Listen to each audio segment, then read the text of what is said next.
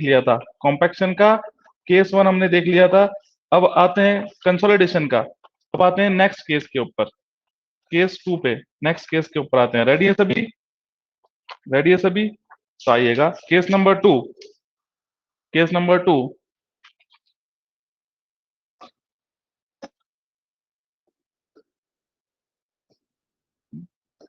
Case number 2, on the basis of on the basis of volume compressibility, volume compressibility,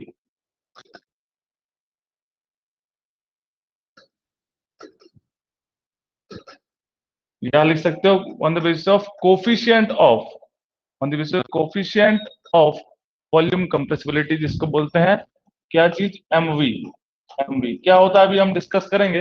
जैसे कल देखा था पहला केस, उस केस के अंदर क्या था कि on the basis of void ratio, on the basis of void ratio, इसी तरह से अब ये क्या है? On the basis of volume compressibility. Second case settlement calculate करने का, सेटलमेंट कैलकुलेट करने का। तो देखिएगा फॉर्मूले की अगर बात की जाए, फॉर्मूले की अगर बात की जाए तो डेल एच सेटलमेंट कैलकुलेट करना है इसके बेसिस पे, on the basis of volume compressibility.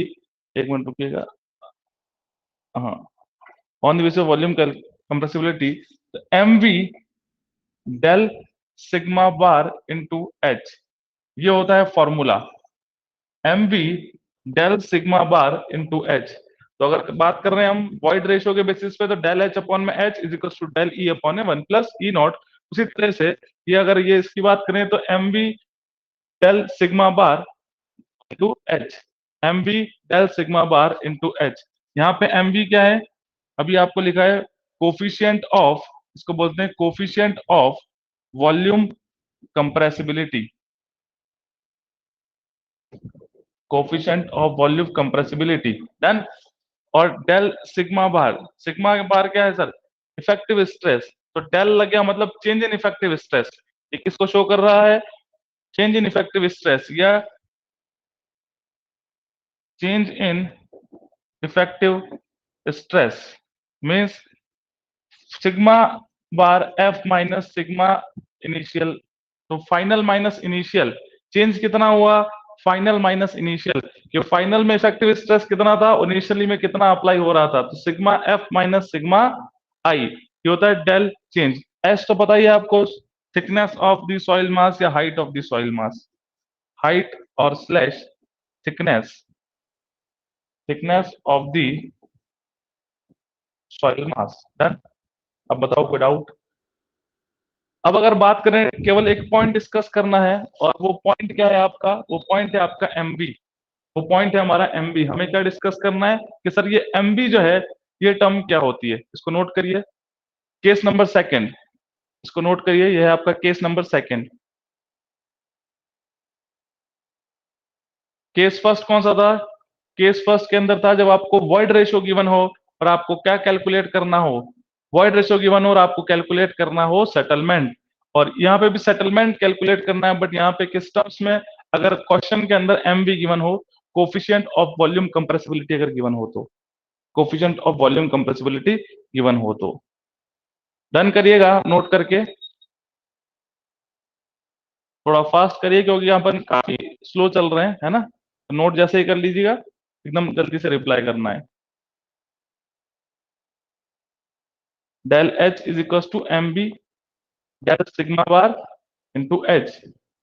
अब आते हैं अपन कोफिशिएंट ऑफ वॉल्यूम कंप्रेसिबिलिटी।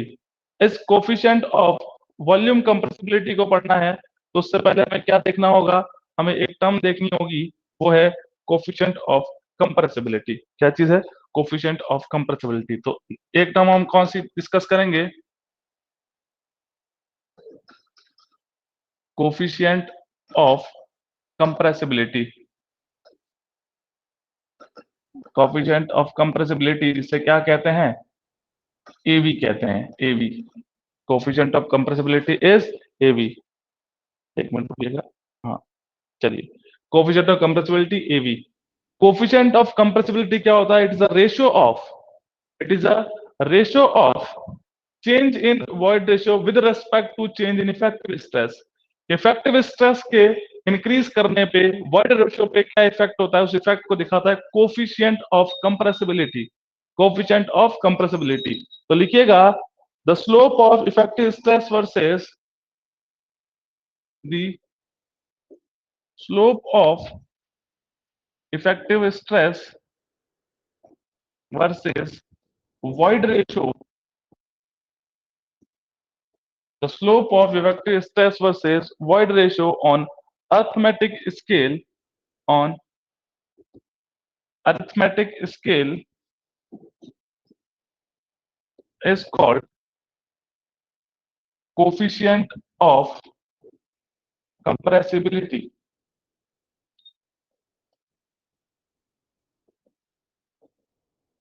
इसको बोलते हैं कोफिशिएंट ऑफ कंप्रेसिबिलिटी। अगर बात करें एवी के फॉर्मूले की, तो एवी का फॉर्मूला था माइनस डेल ई अपॉन में del sigma bar. Minus sign represent क्या कर रहा है कि इफेक्टिव स्ट्रेस बढ़ाने पर वॉइड रेशियो डिक्रीज हो रहा है, वॉल्यूम डिक्रीज हो रहा है, उसको रिप्रेजेंट कर रहा है। ठीक है, नोट करिएगा। और अगर इसका ग्राफ अगर बात करें कि किसके लिए जो बनेगा, effective stress versus void ratio, effective stress versus void ratio, तो देखिएगा किस तरह का होगा effective stress versus void ratio. यहाँ पे हम रिसेंबल करेंगे इस वाई एक्सिस पे हम वॉइड रेशियो को डिनोट करेंगे और इन एक्स एक्सिस पे हम इफेक्टिव स्ट्रेस को डिनोट करेंगे। इफेक्टिव स्ट्रेस इनिशियल में कुछ इतना था और जब स्ट्रेस बढ़ा तो वॉइड रेशियो कितना हो गया फाइनल। वॉइड रेशियो कम होगा ना, जब हम स्ट्रेस अप्लाई करेंगे तो वॉइड रेशियो क्या होगा, कम होगा। तो इनिशियल में सर स्ट्रेस भी कम था, इनिशियल में स्ट्रेस भी कम था, सिग्मा वन बार या सिग्मा इनिशियल, और फाइनल में जाके इफेक्टिव स्ट्रेस क्या हो गया सिग्मा एफ, कितना होगा सिग्मा बार एफ। क्लियर हुआ। तो इनिशियल कब, जब हमारा ये वाला था पॉइंट, और फाइनल कब, जब हमारा इफेक्टिव स्ट्रेस बढ़ गया। इफेक्टिव स्ट्रेस बढ़ गया, वर्ड कम हो गया, जब इफेक्टिव कम था वर्ड ज्यादा था इनिशियल। यहां से जो कर्व बनता है वो कुछ इस शेप का बनता है, कॉनकेव नेचर का बनता है। कैसा बनता है आपका, कॉनकेव नेचर का, कॉनकेव शेप कर्व बनता है, कॉनकेव शेप कर्व बनता है। और ये अर्थमेटिक स्केल पे है, ये अर्थमेटिक स्केल पे है। ठीक है, void ratio versus effective stress, देर हुआ void ratio versus effective stress.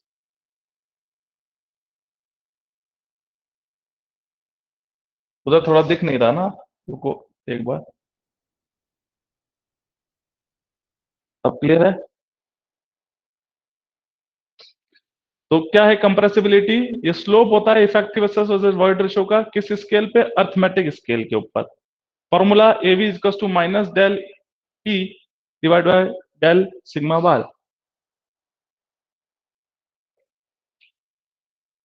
Minus del e और डेल सिग्मा बार को हम क्या लिख सकते हैं, क्या लिख सकते हैं sir, change in void ratio initial minus final, और change in effective stress sigma final minus sigma one bar initial, initial. ठीक है, क्लियर हुआ। इनिशियल माइनस फाइनल और फाइनल माइनस इनिशियल, ये भी क्या होगा, इसको एक्सपेंडेड फॉर्म में ये ए भी हो गया। केवल नेगेटिव साइन रिप्रेजेंटेशन के लिए इसको डिनोट नहीं करना है, केवल रिप्रेजेंटेशन के लिए है। नेक्स्ट बात करें तो इसको पूछ लेते हैं कई बार, इसकी यूनिट क्या होगी, क्या पूछ लेते हैं आपसे, what is the unit. Unit की अगर बात करें, यूनिट क्या होगी, यूनिट क्या होगी बताइए जल्दी से, एवी की यूनिट आप बता सकते हैं, कमेंट बॉक्स में कमेंट करिएगा, कमेंट बॉक्स में कमेंट करिएगा।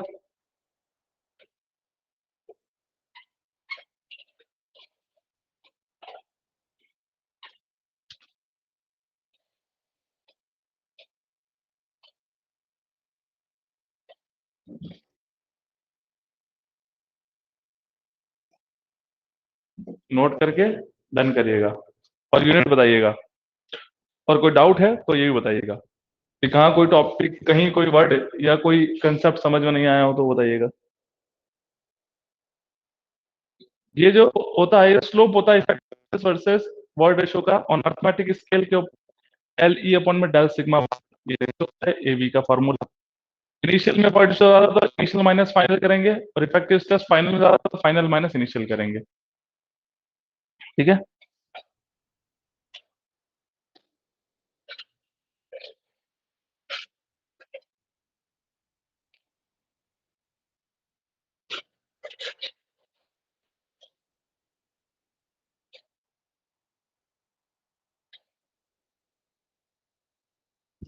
नोट करके डन करिएगा।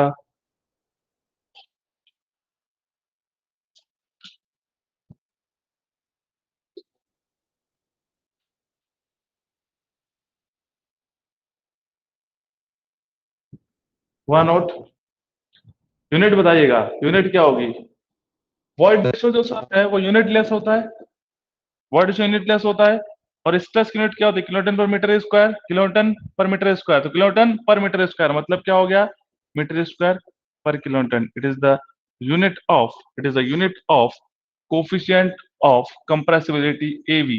इसकी यूनिट है कोफिशिएंट ऑफ कंप्रेसिबिलिटी, एवी की यूनिट है मीटर स्क्वायर पर किलोटन। क्योंकि सर ये जो है ई मतलब वर्ड शो यूनिट लेस होता है, और सिग्मा बार, ये सिग्मा बार इफेक्टिव स्ट्रेस है। स्ट्रेस की unit kiloton per metre square, तो किलोटन पर मीटर स्क्वायर, तो मीटर स्क्वायर पर किलोटन हो गया, क्योंकि डिनोमिनेटर के अंदर है।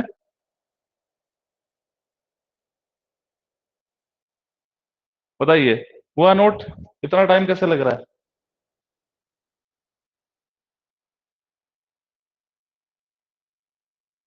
हम्म, इतना टाइम कैसे लग रहा है? हो गया, वेरी गुड। चलिए, अब हम आते हैं नेक्स्ट पे। Next one is the coefficient of volume compressibility.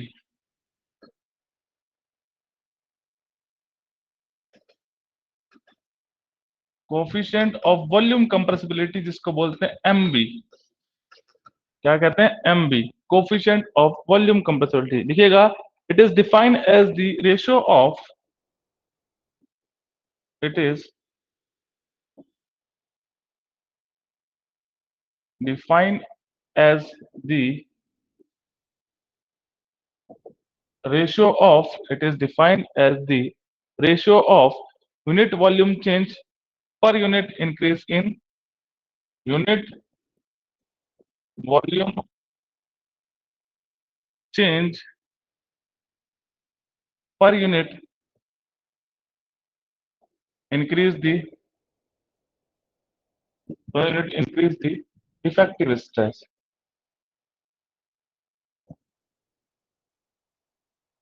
Done. ये क्या होता है? ये रेशियो होता है यूनिट वॉल्यूम चेंज, क्योंकि नाम ही है क्या, coefficient of volume compressibility, volume के अंदर कमी आना। ठीक है, it is defined as the ratio of unit volume change per unit increase in the effective stress. तो वॉल्यूम में कंप्रेशन, वॉल्यूम में डिक्रीज कब होगा? जब इफेक्टिव स्ट्रेस क्या करेंगे हम? इंक्रीज करेंगे। तो वो होगा आपका volume compressibility, coefficient of volume compressibility.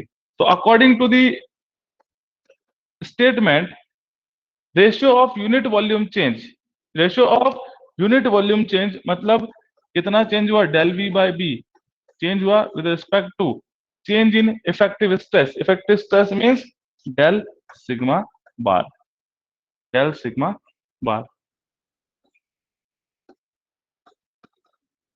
Clear हुआ? डेल सिग्मा बार ये लिख सकते हैं इसे।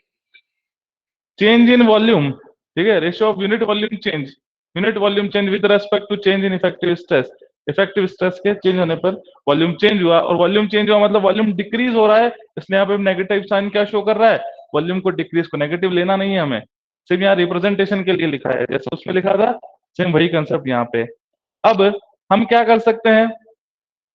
वॉल्यूम चेंज कैसे मेजर कर सकते हैं? With respect to settlement, del h by h divided by del sigma bar. क्यों लिख सकते हैं? वॉल्यूम चेंज सर हाइट में ही तो कम हो रहा है, सेटलमेंट ही तो, तभी तो वॉल्यूम चेंज हो रहा है, तो विद रेस्पेक्ट टू हाइट लिख दिया।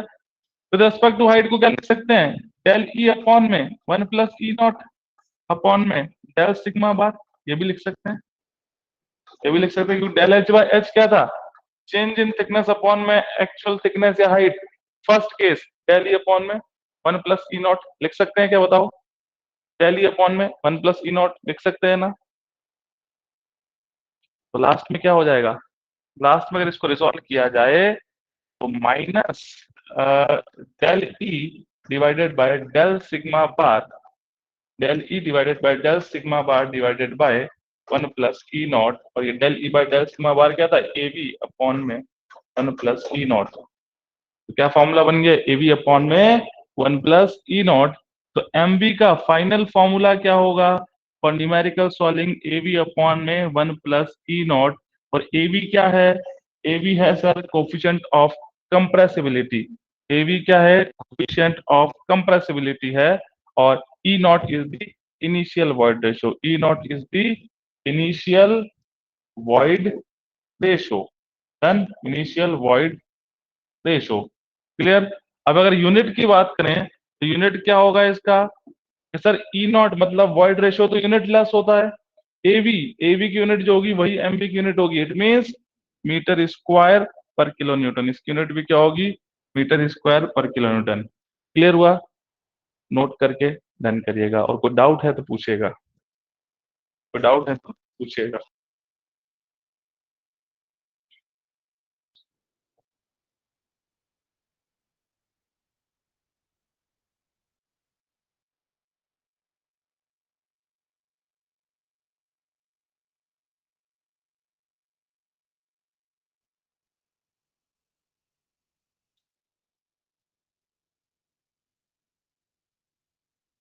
डन, वेरी गुड, सभी का नोट हो गया, सभी का नोट हो गया।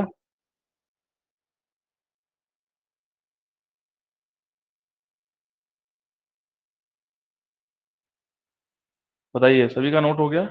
वॉल्यूम कंप्रेसिबिलिटी की बात कर रहे हैं, it means the ratio of unit volume change per unit increase in effective stress, कि वॉल्यूम चेंज हो रहा है इफेक्टिव स्ट्रेस के बढ़ने में, फॉर्मूला ए बी अपॉन में 1 प्लस ई नॉट, यूनिट, क्योंकि ई नॉट जो है वर्ड रेशियो यूनिट लेस होता है, और ए बी जो है उसी की यूनिट इसकी हो जाएगी, मतलब मीटर स्क्वायर पर किलो न्यूटन। Very good. अब आते हैं अपन नेक्स्ट पे, केस नंबर थर्ड, देखिएगा केस थर्ड। तो सेकंड केस पूरा क्लियर हुआ कि जब हमें क्वेश्चन में क्या गिवन हो, coefficient of volume compressibility given हो, कोफिशिएंट ऑफ वॉल्यूम कंप्रेसिबिलिटी जब गिवन होगा तब हम इस किसका यूज करते हैं, तो हम यूज करते हैं हमारा इस सेकंड केस का, del h is equal to m b del sigma bar into h. पर अब क्या, जब गिवन हो सीसी गिवन हो आपको, तो लिखिएगा on the basis of compression index, on the basis of compression index, on the basis of compression index, compression index इसी से नोट करते हैं। जब एक क्वेश्चन में दिख जाए कि सर कंप्रेशन इंडेक्स गिवन है और मेजर क्वेश्चन में ये वाला ही कंसेप्ट पूछा जाता है, गेट के अंदर ध्यान रखिएगा, यही वाला कंसेप्ट पूछा जाता है मेजर, ऐसा नहीं कि वो नहीं पूछते, वो भी पूछ सकते हैं, ऐसा नहीं है, बट ये ज्यादातर ये पूछा जाता है कंप्रेशन इंडेक्स के टर्म्स में। अगर आपको वैल्यू गिवन है और पूछ रहा है कि क्या निकालो, सेटलमेंट डेल एच कैलकुलेट करो, तो सीसी अपॉन में 1 plus e not H log base 10 sigma 2 bar by sigma 1 बार, ये हो गया फॉर्मूला, ये हो गया आपका फॉर्मूला, सीसी अपॉन में 1 plus e not H log base 10 sigma 2 bar by sigma 1 बार। यहां पे अगर बात करें सीसी, तो ये है कंप्रेशन इंडेक्स। अभी इसको देखेंगे क्या होता है, यहाँ पे लिखो compression index is term as CC, sigma 2 bar और सिग्मा 1 बार। देखिए इसको और क्या लिख सकते हैं, इसको ही बात कर रहे हैं, इसको लिख सकते हैं सिग्मा नॉट बार, इनिशियल जो लग रहा था ये sigma naught bar plus del sigma bar के एडिशनल कितना लगा, एडिशनल कितना लगा, ये इनिशियल में जो लग रहा था इनिशियल प्लस एडिशनल कितना इंक्रीज किया इफेक्टिव स्ट्रेस, तो इस फॉर्म में भी लिखते हैं। ठीक है, तो वहां पे क्वेश्चन में एडिशनल स्ट्रेस गिवन होगा तो सिग्मा में क्या कर देना है, सिग्मा नॉट में या सिग्मा 1 में प्लस कर देना है, तो सिग्मा 2 बन जाएगा। क्लियर हुआ, तो सिग्मा 2 बन जाएगा। तो सिग्मा 2 क्या हो गया, final effective stress, final effective stress, और ये क्या है, initial effective stress, initial effective stress. तो ये इनिशियल ये रहा, फाइनल ये रहा, नोट करिएगा।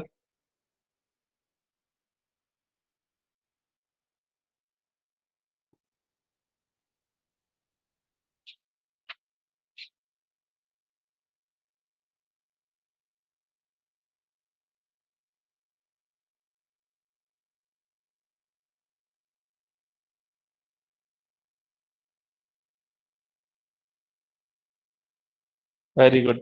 चलिए, अब आते हैं कि what do you mean by compression index. ये टर्म को हम डिस्कस करेंगे। What do you mean by compression index. Compression index से हम क्या समझते हैं? सीसी से। सर ये भी क्या होता है? It is a graph between it is a graph between void ratio and effective stress but on logarithmic scale। logarithmic scale होगा तो वो कर्व नहीं आएगा, वो स्ट्रेट लाइन आएगा, वो स्ट्रेट लाइन आएगा। तो ये logarithmic स्केल पे बनता है। ये दोनों में डिफरेंस है। तो लिखिएगा कंप्रेशन इंडेक्स के अंदर पहले ग्राफ देख लीजिए। यहाँ पे तो हमारा void ratio होता है, या log के टर्म्स में इफेक्टिव स्ट्रेस है। ठीक है, तो यहाँ पे स्ट्रेट लाइन बनता है, यहाँ पे स्ट्रेट लाइन बनता है। ये इनिशियल हो गया, ये फाइनल हो गया, ये लॉग सिग्मा वन बार हो गया, इनिशियल हो गया, और ये लॉग सिग्मा टू लिख देता हूं ना, सिग्मा टू, ये फाइनल हो गया। तो स्ट्रेट लाइन होता है। कैसा होता है? Straight line. रीजन क्या है? Drawn on the logarithmic scale. Logarithmic scale बनता है इसलिए स्ट्रेट लाइन होता है। तो पूछ लेते हैं, ई वर्सेस लॉग पी कर्व किसको शो करता है? ई वर्सेस लॉग पी कर्व या ई versus log sigma bar curve किसको शो करता है? कंप्रेशन इंडेक्स को शो करता है। अब सीसी का फॉर्मूला लिखिएगा। Del e, del e divided by log base 10 sigma two bar by sigma one bar. ठीक है, ये होता है formula. C c is equal to del e divide by log base 10 sigma two bar by sigma one bar. एक statement लिखिएगा, e versus log p और e versus log sigma bar. E versus log p और e versus log sigma bar curve is used to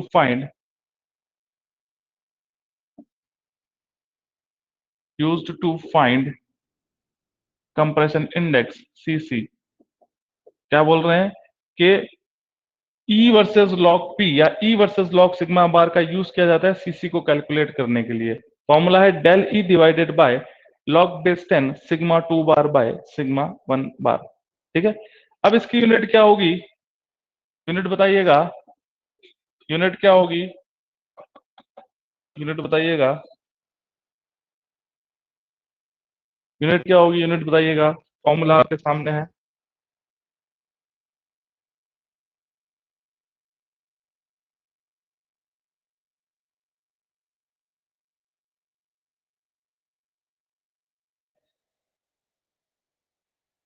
बताइए fast.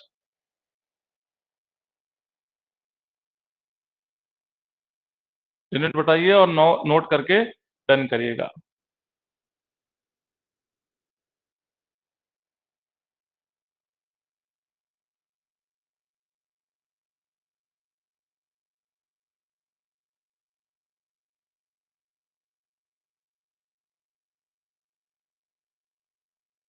Unit क्या होगी? अरे unit less होगा। कहाँ गए?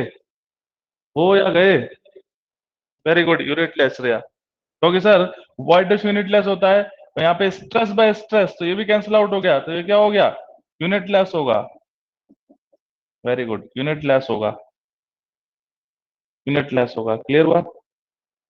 क्यों? क्योंकि सर वॉइड यूनिट लेस होता है, सिग्मा बाय सिग्मा कर दिया, kilonewton per metre square, kilometre metre square cancel out हो गया, तो क्या हो गया? यूनिट लेस हो गया। तो सीसी जो होता है वो यूनिट लेस होता है, याद रखिएगा।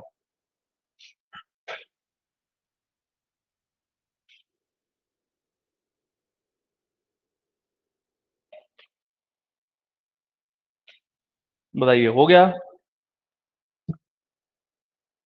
चलें नेक्स्ट पे।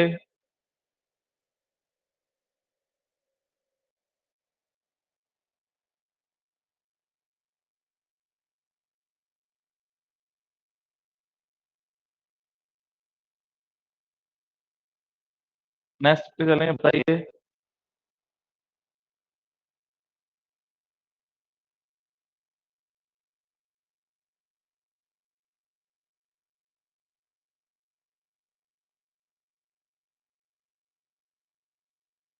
Very good. अब आते हैं कुछ एम्पेरिकल फॉर्मूलाज।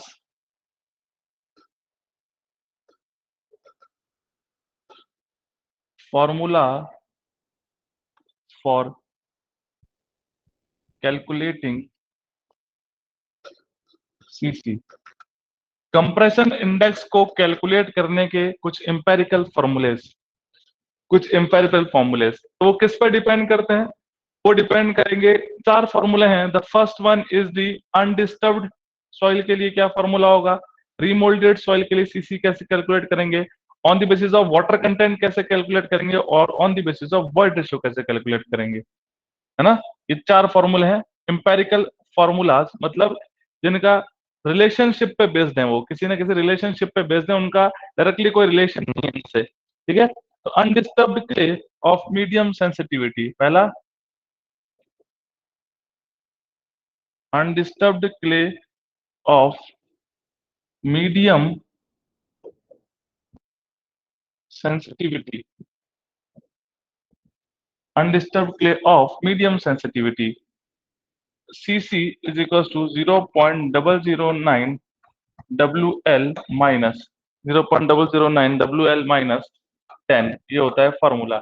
WL क्या है यहाँ पे? WL is the liquid limit, पढ़ा था हमने कंसिस्टेंसी लिमिट के अंदर, लिक्विड लिमिट जिस पे सॉइल की शेयर स्ट्रेंथ नेग्लिजिबल हो जाती है और सॉइल वाटर के साथ फ्लो करने लगती है। फिर remoulded, remoulded clay of, remolded clay of medium to low sensitivity, medium to low sensitivity, done। तो Cc is equals to 0.007 WL minus 10, ये कौन सा नेक्स्ट फॉर्मूला, रिमोल्डेड के लिए या अनडिस्टर्ब्ड के लिए? अनडिस्टर्ब्ड के लिए 0.009 WL माइनस 10, रिमोल्डेड के लिए 0.00 WL माइनस 10। अब बात करते हैं, अब बात करते हैं related to void ratio, related to void ratio. अगर वॉइड रेशियो की अगर बात करें तो Cc is equal to 0.54 e naught minus 0.35, ठीक है। 0.54 e naught minus 0.35। E naught क्या है, सभी को पता है, e naught is the initial void ratio. ये क्या होता है?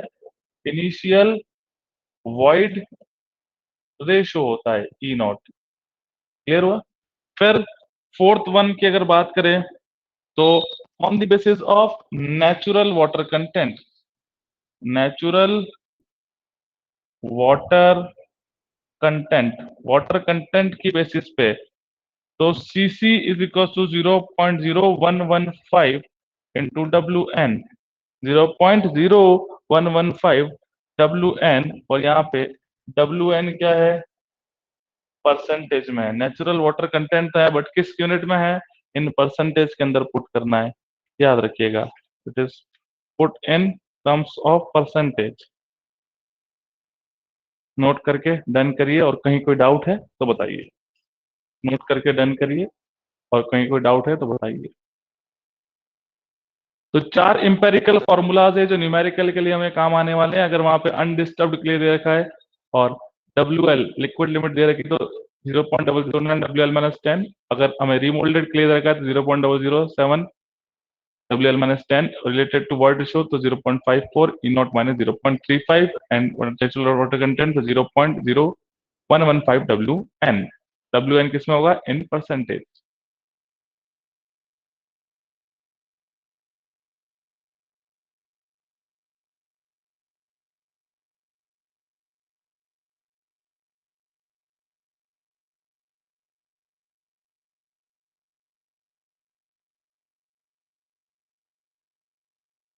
Done, very good.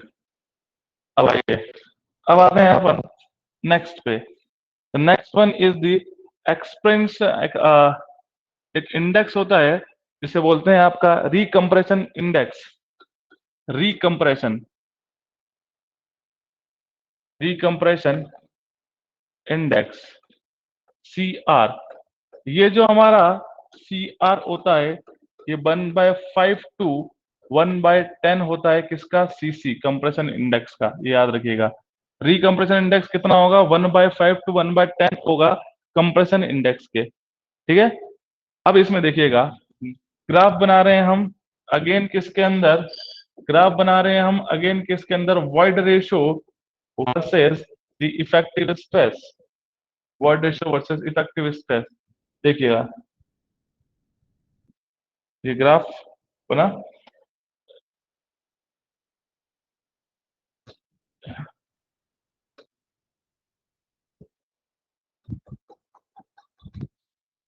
ये next,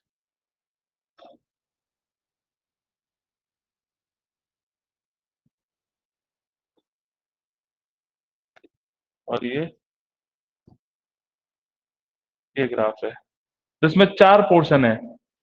first first portion, initial portion में जब हमने इफेक्टिव स्ट्रेस लगाया तो ग्राफ कैसा बना सर, कॉनकेव शेप ग्राफ बना। और कॉनकेव शेप ग्राफ किसका होता है, नॉर्मली कंसोलिडेटेड क्ले का होता है। किसका होता है, नॉर्मली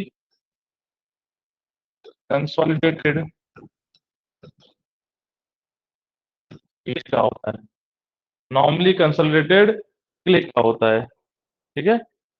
अगर हम बात करें नेक्स्ट, जब क्या किया हमने और ये कब बना, at the time of loading, at the time of loading, जब हमने इस पे लोडिंग करा था।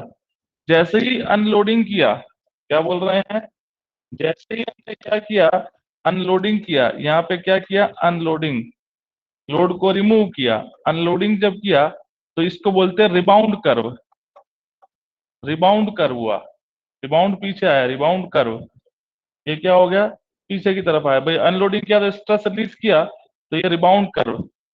फिर क्या किया हमने, फिर हमने अगेन क्या किया, लोडिंग किया, और मतलब इसको बोलते हैं रीलोडिंग। रीलोडिंग जब किया तो ये किस तरह का शेप बना, ये शेप जो है थर्ड, और ये किसको शो करता है, over consolidated, over consolidated clay को शो करता है, ओवर कंसोलिडेटेड क्ले को शो करता है, ठीक है। और अगेन ये तो नॉर्मली वो करता है, अगेन ये तो नॉर्मली वो करता है, तो ये कौन सा हो गया, ये थर्ड हो गया, तो ये सेकंड हो गया, ये क्या हो गया हमारा, सेकंड हो गया। तो तीन ग्राफ यहाँ पे दिखे। फर्स्ट में क्या हुआ, लोडिंग हुआ, फर्स्ट में क्या हुआ, लोडिंग हुआ, तो लोडिंग के टाइम में नॉर्मली कंसोलिडेटेड क्लियर ग्राफ बना। जैसे ही अनलोडिंग किया, सेकंड स्टेप ये अनलोडिंग किया, तो अनलोडिंग किया तो रिबाउंड कर्व कहते हैं इसको, रिबाउंड कर्व। अगेन जब लोडिंग किया उसको बोलेंगे रीलोडिंग, तो थर्ड ग्राफ है वो ओवर कंसोलिडेटेड का ग्राफ है। तो ये एक तरह से रिबाउंड कर्व का पूरा डायग्राम है कि किस किस टाइप के कर्व बनते हैं और उनको क्लासिफाई किसके अकॉर्डिंग करते हैं, शेप के अकॉर्डिंग करते हैं, ठीक है। नोट करके डन करिएगा।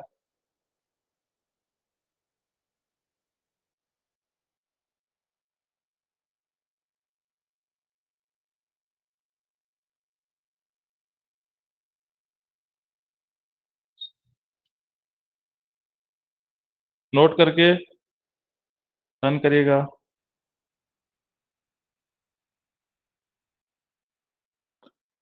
वेरी गुड, क्लियर हुआ। अब आते हैं Terzaghi one dimensional consolidation theory. Next जो अपना टॉपिक है, Terzaghi's one dimensional consolidation theory. देखिए इसके बारे में सुनिएगा। Terzaghi one dimensional consolidation theory जो थी वो स्प्रिंग एंड पिस्टन एनालॉजी के ऊपर बेस्ड थी। टर्जागी वन डायमेंशनल कंसोलिडेशन थ्योरी केवल थी प्राइमरी कंसोलिडेशन के लिए थी। इसमें सॉइल कैसी होगी, सैचुरेटेड कंडीशन में होगी, फ्लो कैसा होगा, लैमिनार होगा, सॉइल कैसी होगी, होमोजीनस होगी, आइसोट्रॉपिक होगी, और इसमें हाइड्रोडायनामिक लैग को कंसिडर करते हैं और प्लास्टिक लैग को इग्नोर करते हैं। और जो फोर्स लगेगा वो यूनिडायरेक्शनल लगेगा, सीपेज जो होगा वो भी सिंगल डायरेक्शन मतलब यूनिडायरेक्शन में ही होगा। ये बातें हैं किसकी, टर्जा की वन डायमेंशनल कंसोलिडेशन थ्योरी की। तो लिखिएगा इसके अंदर पहला point, it is based on spring piston model. किसके ऊपर बेस्ड होती है, it is based on spring piston model, spring piston model पे बेस्ड होती है। अगर हम बात करें एजम्पशन की, एजम्पशन की अगर बात करें तो एजम्पशन में क्या लिखिएगा, soil mass is homogeneous, soil mass is homogeneous, isotropic, semi infinite, elastic, ये सभी चीजें इसके अंदर। ठीक है, soil mass is homogeneous, isotropic, semi infinite, elastic. Second लिखिएगा assumption, soil is fully saturated, soil is fully saturated and it remains saturated, and it remains saturated throughout the process, throughout the process। ठीक है, next लिखिएगा third point, Darcy law is valid and flow is laminar, Darcy law is valid and is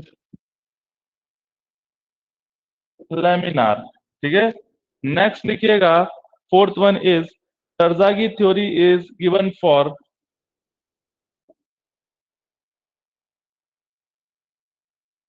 theory is given only for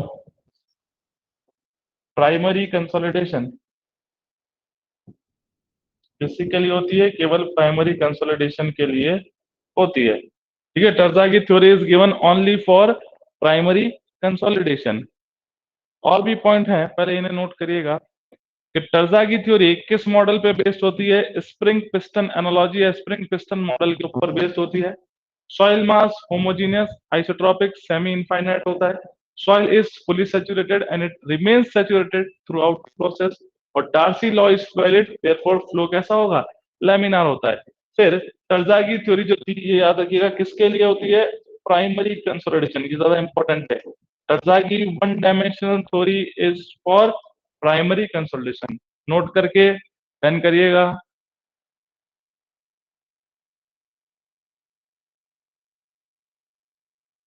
very good, हो गया।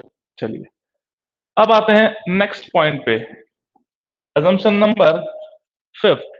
Assumption number fifth क्या बोलता है, लिखिए, flow is essentially one dimensional. Flow कैसा होगा, flow is, flow is essentially one dimensional, क्योंकि नाम ही कैसा है, वन डायमेंशनल कंसोलिडेशन थ्योरी है, मतलब यूनिडायरेक्शन होगा, एक डायरेक्शन, यूनिडायरेक्शन। क्लियर हुआ। सिक्स लिखिएगा, hydrodynamic lag is consider, hydrodynamic lag is considered and plastic is, plastic lag is ignored. इसमें हाइड्रोडायनामिक लैग को कंसीडर किया जाएगा और प्लास्टिक लैग को इग्नोर किया जाएगा। अब ये बात है समझने की, बाकी सब चीजें नॉर्मल थी, ये बात है आपको समझने की। हाइड्रोडायनामिक लैग का मतलब क्या हुआ कि जब हमारा प्राइमरी कंसोलिडेशन था, प्राइमरी कंसोलिडेशन वाटर निकलेगा, उसका कारण तो उस सेकंड स्टेप को कंसीडर करा जाएगा, क्योंकि प्राइमरी कंसोलिडेशन के लिए थी, तो हाइड्रोडायनामिक लैग को कंसीडर करेंगे। प्लास्टिक लैग को इग्नोर, प्लास्टिक किसमें होता है, रीएडजस्टमेंट थर्ड के अंदर होता है, मतलब सेकेंडरी कंसोलिडेशन में। सेकेंडरी कंसोलिडेशन को इग्नोर करेंगे क्योंकि हम सेकेंडरी कंसोलिडेशन की थ्योरी है ही नहीं, ये तो किसके लिए है, प्राइमरी कंसोलिडेशन के लिए। तो रीजन समझ में आया कि हाइड्रोडायनामिक लैग को कंसीडर करेंगे क्योंकि ये थ्योरी जो थी वो प्राइमरी कंसोलिडेशन के लिए थी। प्राइमरी कंसोलिडेशन में वाटर का ड्रेन आउट होता है, तो हाइड्रोडायनामिक लैग को कंसीडर करेंगे, बट प्लास्टिक लैग को इग्नोर करेंगे क्योंकि प्लास्टिक रीएडजस्टमेंट सेकेंडरी कंसोलिडेशन में होता है। सेकेंडरी को नहीं था, ये किसके लिए थी, प्राइमरी के लिए थी, इसलिए। क्लियर हुआ ये बात। फिर अगर इसकी इक्वेशन की बात करें, del u by del t is equals to C v del two u by del z square. ये होती है टर्जा की one dimensional consolidation theory equation. Del u by del t, तो क्या हो गया ये, change of pore water pressure with respect to time. क्या लिखेंगे, rate of change of pore pressure, rate of change of pore pressure with respect to time. इसी तरह से del u by del z को क्या लिख सकते हैं, rate of change of pore water pressure with respect to time की जगह अब डेप्थ आ जाएगा, with respect to depth. CV तो पता ही है, सीवी क्या है, coefficient of consolidation, coefficient of consolidation होता है सीवी, कोफिशिएंट ऑफ कंसोलिडेशन। ठीक है,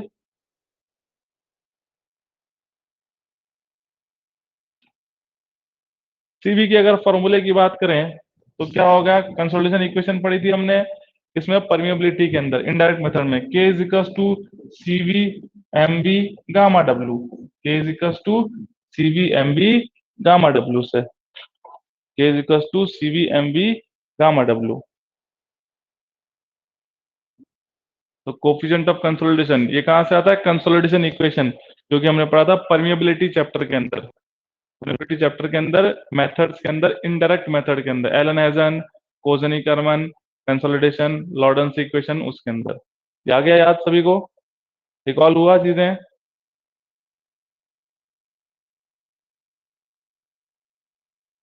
नोट करके डन करिएगा।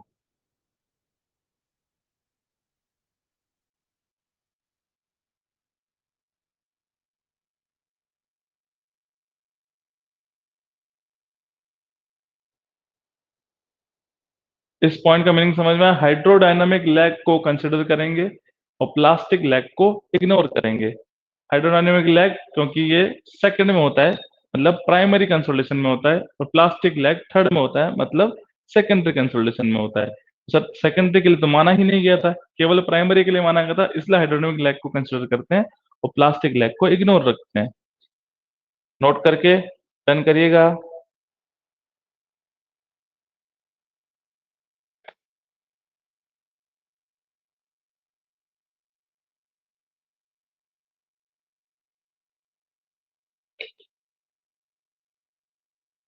Done, very good. अब आते हैं कि दो कंडीशन होती है, क्या चीज, कि अगर कैसा हो सिंगल ड्रेनेज सिस्टम हो, सिंगल ड्रेनेज और डबल ड्रेनेज, सिंगल ड्रेनेज और डबल ड्रेनेज,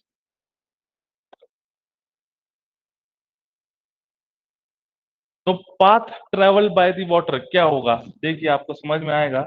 ये एक सॉइल सैंपल है, यहां से हमने इसको कन्फाइन कर दिया क्योंकि एक ही डायरेक्शन में वाटर का अलाउ था, यहां से हमने अप्लाई किया प्रेशर, तो वाटर जो है वो क्या होगा, एक ही डायरेक्शन में निकलेगा। तो लेंथ ऑफ ड्रेनेज पाथ, तो यहाँ पे क्या लिखेंगे, length of drainage path, path क्या होगी, लेंथ ऑफ ड्रेनेज पाथ क्या होगी, तो पहला सिंगल ड्रेनेज और डबल ड्रेनेज सिस्टम के अकॉर्डिंग। सिंगल ड्रेनेज में देखिएगा कि टोटल हाइट जो है वो फॉलो करेगी, टोटल हाइट है, थिकनेस है सॉइल मास की, सिंगल ड्रेनेज में। डबल ड्रेनेज में क्या होगा, जैसे डबल ड्रेनेज में आधा वाटर तो कहाँ से जाएगा, यहाँ से जाएगा, और हाफ वाटर कहाँ से जाएगा, यहाँ से जाएगा। तो कितना पाथ ट्रेवल कर रहा है डबल ड्रेनेज में, तो सर इसमें डी जो है वो टोटल हाइट को फॉलो करेगा, क्योंकि सिंगल ड्रेनेज सिस्टम है, इसमें एक ही डायरेक्शन में वाटर फ्लो करेगा, तो टोटल पाथ को ट्रेवल करेगा। डबल ड्रेनेज है, ऊपर से भी और नीचे से भी, मतलब डायरेक्शन एक ही है, पाथ क्या हो जाएगा, डिवाइड हो जाएगा, तो h/2। ये बड़े इंपॉर्टेंट है जब न्यूमेरिकल करोगे, और बोलेगा कि water is allowed to flow from top and bottom, top and bottom मतलब डबल ड्रेनेज सिस्टम का बनाया मैंने आपको, जिसमें ये इसका पाथ कितना हो जाएगा, ड्रेनेज पाथ सर, ये h/2 और ये h/2 हो जाएगा। तो कितना पाथ ट्रेवल कर रहा है वाटर, h/2 कर रहा है। क्लियर हुई कहानी, h/2। तो इसको क्या बोलते हैं, लेंथ ऑफ ड्रेनेज पाथ, कि कितना डिस्टेंस वाटर ट्रेवल कर रहा है जब इस सॉइल मास से जब रिमूव कर रहा है, क्योंकि कंसोलिडेशन में क्या होता है, वाटर का रिमूवल होता है। ये डबल ड्रेनेज सिस्टम का डायग्राम है। अगर सिंगल देखना चाहते हो तो सिंगल में क्या हो जाएगा, सिंपल सा है कि जिसके अंदर यहाँ से आपका प्रेशर लगा और ये पूरी हाइट को ट्रेवल करेगा वाटर, ये पूरा यहाँ से ये निकलेगा, तो पूरी हाइट को ट्रेवल करेगा। तो यहाँ पे ड्रेनेज पार्ट डी क्या हो जाएगा, ये इक्वल टू एच हो जाएगा सिंगल ड्रेनेज में। सिंगल ड्रेनेज में सर वो डी ही क्या हो जाएगा, लेंथ ऑफ ड्रेनेज पार्ट, वो टोटल हाइट को, पूरी हाइट को या पूरी थिकनेस को फॉलो करेगा। नोट करके डन करेगा। इसमें आधा हाफ इधर हो गया, ये h/2 को फॉलो कर रहा है, ये h/2, तो कितना फॉलो कर रहा है सर, h/2 ही जाएगा, h/2 ही ट्रेवल करेगा वाटर।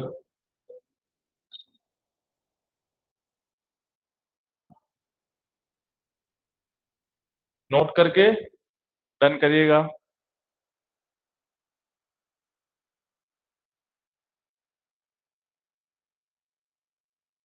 तो क्वेश्चन पूछेगा, तो क्वेश्चन में ये केस होता है, ये केस इंपॉर्टेंट है कि जब वाटर का ड्रेनेज अलाउड है from top and bottom, top और बॉटम से अलाउड है, या डबल ड्रेनेज सिस्टम है, तब क्या होगा, तब क्या होगा, तो ये जो लेंथ ऑफ ड्रेनेज पाथ है वो h/2 हो जाएगा, जितनी हाइट होगी उसका हाफ हो जाएगा। अब ये कहाँ काम आएगा, वो आगे जो टॉपिक पढ़ेंगे उसके अंदर ये काम आएगा।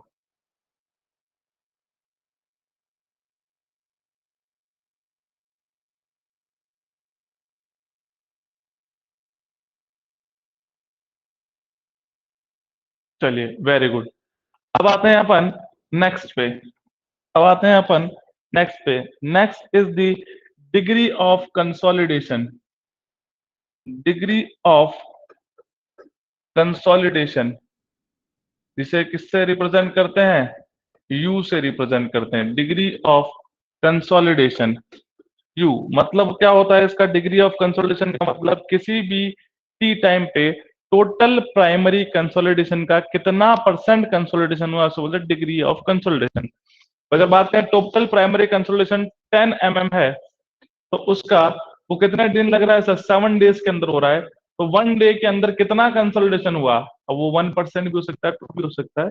तो उस 1 डे के अंदर कितना कंसोलिडेशन हुआ, किसके रेस्पेक्ट में, टोटल प्राइमरी कंसोलिडेशन के रेस्पेक्ट में, से बोलते हैं डिग्री ऑफ कंसोलिडेशन। ठीक है, तो लिखिएगा, consolidation stage completed at, consolidation stage at, completed at any time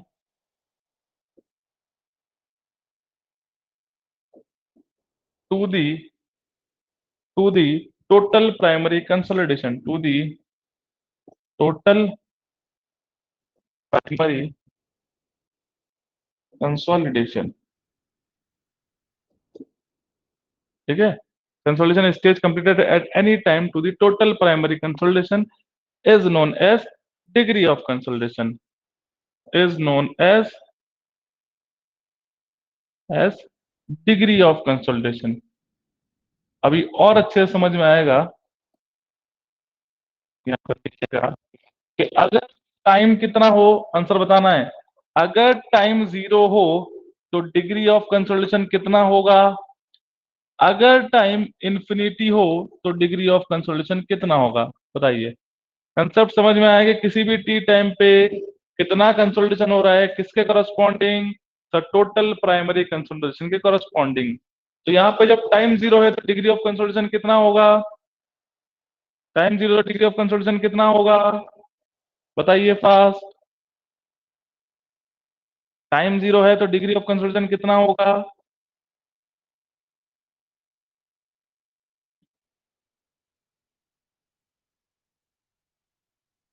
क्या हुआ, टाइम अगर 0 है डिग्री ऑफ कंसोलिडेशन कितना होगा सर, 0 ही तो होगा, क्योंकि स्टार्ट ही नहीं हुआ, टाइम जीरो का मतलब कंसोलिडेशन स्टार्ट ही नहीं हुआ, तो डिग्री ऑफ कंसोलिडेशन कहाँ से आएगा?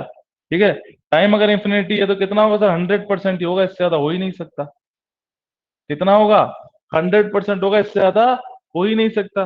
तो कितना भी टाइम लगा दीजिए, मैंने बोला कि सर वो 7 डेज के अंदर वो 10 mm कंसोलिडेशन होगा, इसके बाद वॉल्यूम कांस्टेंट हो गया, इसके बाद वॉल्यूम कांस्टेंट होगा। अब चाहे उसको आप कितना रख दो, 1 मंथ भी रख दोगे तो भी वो कितना होगा सर? 10 mm ही होगा, मतलब 100% कंसोलिडेशन होगा। किस पे? अगर इन्फिनिटी टाइम भी होगा तो भी। क्लियर हुआ?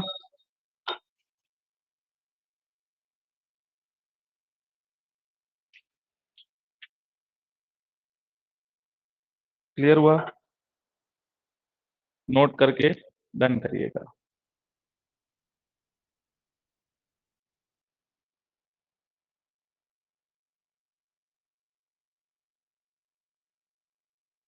नोट करके डन करिएगा।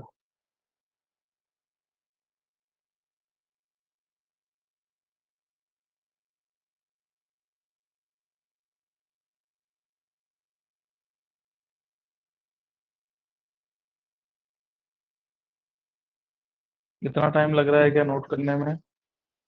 Note. Hmm.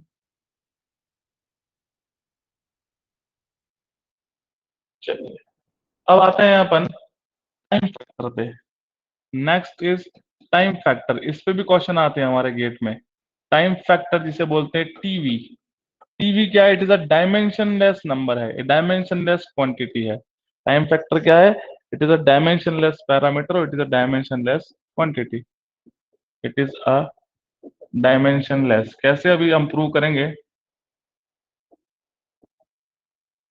Dimensionless parameter. It is a dimensionless parameter. कैसा है ये? डायमेंशनलेस पैरामीटर है। टीवी का फॉर्मूला क्या होता है? सीवी टी अपॉन में D square. CV T upon में डी स्क्वायर। ठीक है। सीवी तो पता ही है हम सभी को, कोफिशिएंट ऑफ कंसोलिडेशन। इससे पहले भी लिखा था हमने, इसे बोलते हैं coefficient of consolidation. Coefficient of consolidation. T is the time required. ठीक है, आपका टाइम रिक्वायर्ड फॉर कंसोलिडेशन, कितना समय लगा है कंसोलिडेशन को अचीव होने में? Time required for consolidation. Consolidation. और D is the length of the drainage path. यहाँ पे आएगा उसका कंसेप्ट, काम में बताया था ना, length of the drainage path. यहाँ पे यूज करेंगे। अगर बोलता है सिंगल ड्रेनेज है और अगर बोलता है डबल ड्रेनेज है, सिंगल ड्रेनेज है या बोलता है डबल ड्रेनेज है, मतलब टॉप या बॉटम से, तो सिंगल ड्रेनेज होगा d is equal to h लिख देंगे। और जब डबल ड्रेनेज होगा d is equal to h by two put करेंगे। तो जितनी भी आपको हाइट या थिकनेस दे रखी हो सॉइल सैंपल की, वो पुट कर देने का है। क्लियर हुआ?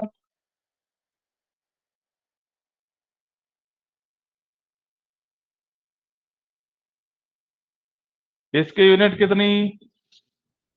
मीटर स्क्वायर पर सेकेंड। Time second. लेंथ इसमें मीटर। कर लो सॉल्व, पता चल जाएगा डायमेंशन है, पैरामीटर है या नहीं। सीवी का कितना? मीटर स्क्वायर पर second time second divided by length, किसमें ड्रेनेज पाथ की मीटर, बट इसका स्क्वायर है, तो सेकेंड से सेकेंड, मीटर से मीटर स्क्वायर कैंसल आउट। तो क्या बन गया? तो सर ये यूनिट लेस हो गया, ये क्या हो गया? डायमेंशन लेस हो गया कि नहीं हुआ? बताओ।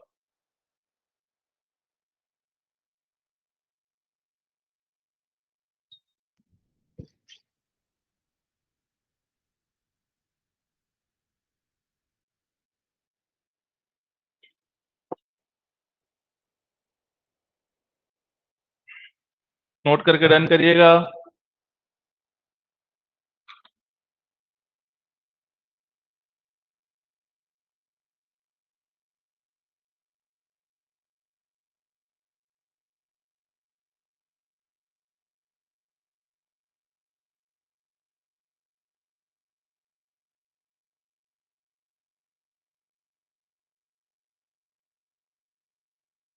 चलिए, अब आते हैं अपन नेक्स्ट पे। नेक्स्ट क्या है, टेलर ने कुछ रिलेशनशिप दी थी, किसके बेसिस पे, डिग्री ऑफ कंसोलिडेशन के बेसिस पे टीवी को कैलकुलेट करने की। तो टेलर लिखेगा नेक्स्ट, लिखेगा next, Taylor gave the approximate relationship, Taylor gave the approximate relationship, Taylor ने कुछ रिलेशनशिप दी थी इसको कैलकुलेट करने के लिए, सर इस टाइम फैक्टर को कैलकुलेट करने के लिए। पहला time factor TV equals to pi by 4 of u square. कब इसको यूज करेंगे, जब degree of consolidation less than equal to 60% हो, जब degree of consolidation less than equal to 60% हो। और second, TV is equal to 1.781 minus 0.933 log base 10 100 minus u percent. जब कब इसको यूज करेंगे, जब डिग्री ऑफ कंसोलिडेशन जो है ग्रेटर देन 60% हो। ठीक है, ये दो condition, pi by 4 of u square और 1.781 minus 0.933 log base 10 100 minus u percent.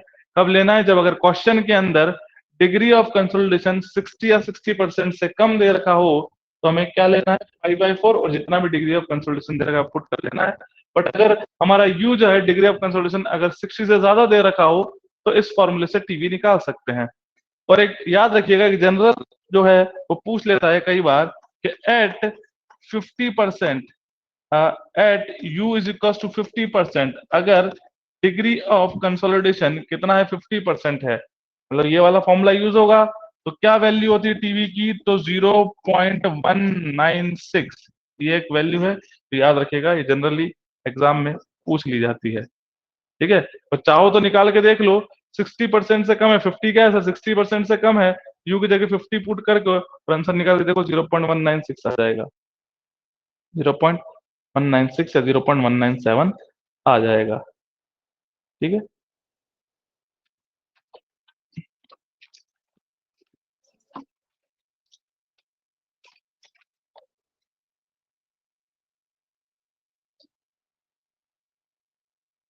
हुआ नोट। बड़ा इंपॉर्टेंट है, ये क्वेश्चन पूछा जाता है, जब न्यूमेरिकल करोगे तो ये सब चीजें आपको दिखेंगी। Very good. अब आते हैं अपन नेक्स्ट चैप्टर पे। नेक्स्ट है आपका unit number 9, vertical stress, vertical stress distribution distribution in a soil mass, vertical stress distribution in a soil mass। देखिए वर्टिकल स्ट्रेस डिस्ट्रीब्यूशन, ये चैप्टर क्या है कि जब अगर हम बात करें फाउंडेशन की या हम सॉइल के बिलो द फाउंडेशन जो है, तो इस ग्राउंड लेवल के ऊपर अगर कोई लोडिंग लग रही है तो उसके कारण रेडियल डिस्टेंस पे, कुछ डिस्टेंस पे क्या वर्टिकल स्ट्रेस होगा, क्या स्ट्रेस होगा वो कैलकुलेट करना है, तो उसके लिए हम वर्टिकल स्ट्रेस डिस्ट्रीब्यूशन पढ़ते हैं। क्या बात कर रहे हैं कि ग्राउंड लेवल है, ग्राउंड लेवल के ऊपर लोड लग रहा है, तो इसके आसपास का जो एरिया है उसके अंदर किसी भी एक रेडियल डिस्टेंस पे, किसी भी डेप्थ डी पे अगर हमें क्या कैलकुलेट करना है, अगर वर्टिकल स्ट्रेस की वैल्यू कैलकुलेट करनी है, तो इस चैप्टर का यूज होता है vertical stress distribution in the soil मास। ठीक है, दूसरा कि वर्टिकल स्ट्रेस डिस्ट्रीब्यूशन के अंदर दो थ्योरीज होती है। The first one is the Boussinesq theory and another one is the Westergaard theory. Boussinesq और वेस्टरगार्ड थ्योरी के अकॉर्डिंग उन्होंने दो फॉर्मूले देते हैं जिन पर न्यूमेरिकल पूछ लिया जाता है एग्जामिनेशन के अंदर। तो लिखिएगा, लिखिएगा इसके अंदर,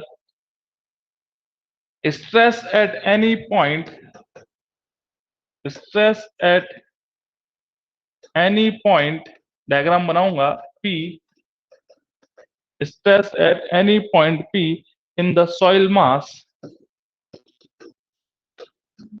in the soil mass is is due to the, due to the point load। ये किसके लिए थे, बॉसिनस और Westergaard theory due to the point load के लिए थी या कंसंट्रेटेड लोड के लिए थी। Is due to the point load Q over a surface, point load क्या है, Q over a surface over a surface at point O, कहाँ लग रहा है? एट अ पॉइंट ओ, जो कि सरफेस के ऊपर है, at a point O, can be computed by, can be computed by two theories, the first and the second one. The first one is the Bossinus theory.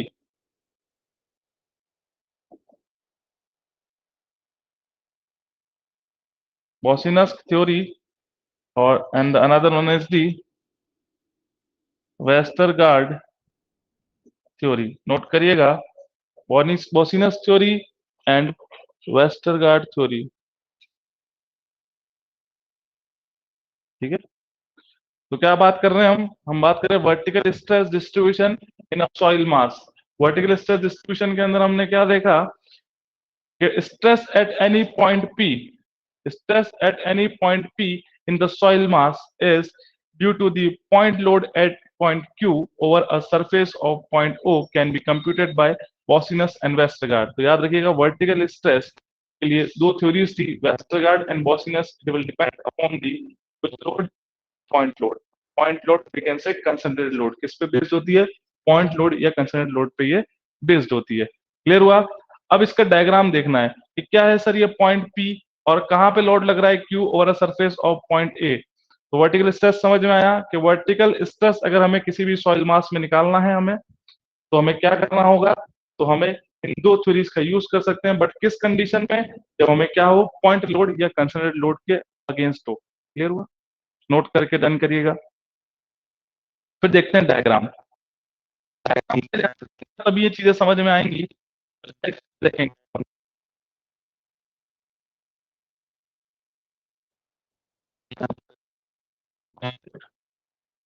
तो देखिएगा, diagram देखिएगा, ये हमारी क्या है? सरफेस है, ये हमारा सरफेस है और इस पे हम क्या करा बना रहे हैं? ये एक्सिस बना रहे हैं। इस पे हमने क्या ड्रॉ की? एक्सिस ड्रॉ करी। ये एक्सिस कौन सी है? ये एक्सिस है सर, एक्स एक्सिस। और ये एक्सिस कौन सी है? ये एक्सिस है वाई एक्सिस। दो एक्सिस बनाई, ये X axis, this is the Y axis. ये एक्स एक्सिस है और ये वाई एक्सिस है। और ये जो पॉइंट है, ये जो पॉइंट है, ये पॉइंट है ओ, और इस पॉइंट पे लग रहा है एक पॉइंट लोड जिसकी इंटेंसिटी है क्यू। अब बात समझ में आई? ये जो पॉइंट है, ये पॉइंट है ओ, और इस पॉइंट पे लग रहा है एक पॉइंट लोड क्यू। इस पॉइंट लोड क्यू के लगने के कारण ये जो पी पॉइंट है, इस पी पॉइंट पे क्या वैल्यू है वर्टिकल स्ट्रेस की? ये पी पॉइंट कितना है? जेड डेप्थ पे है, और ये आर रेडियल डिस्टेंस है। ये रेडियल डिस्टेंस कितनी है?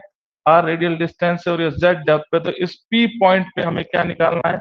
Sigma Z, vertical stress at the point P from the depth Z. ठीक है, डायग्राम समझ में आया? रेडियल डिस्टेंस आर, ये डेप्थ जेड, इस पी पॉइंट पे हमें कैलकुलेट करना है। नोट करके डन करिएगा, कोई डाउट है तो बताइएगा।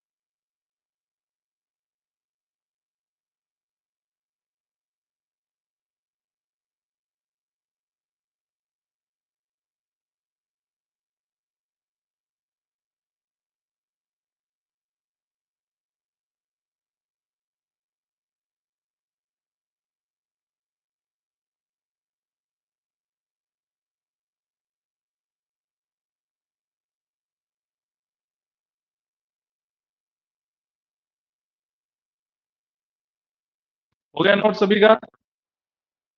Very good, very good. तो अब देखिएगा फर्स्ट स्टोरी, अब देखिएगा आपकी first story. The first one is the बॉसिनस।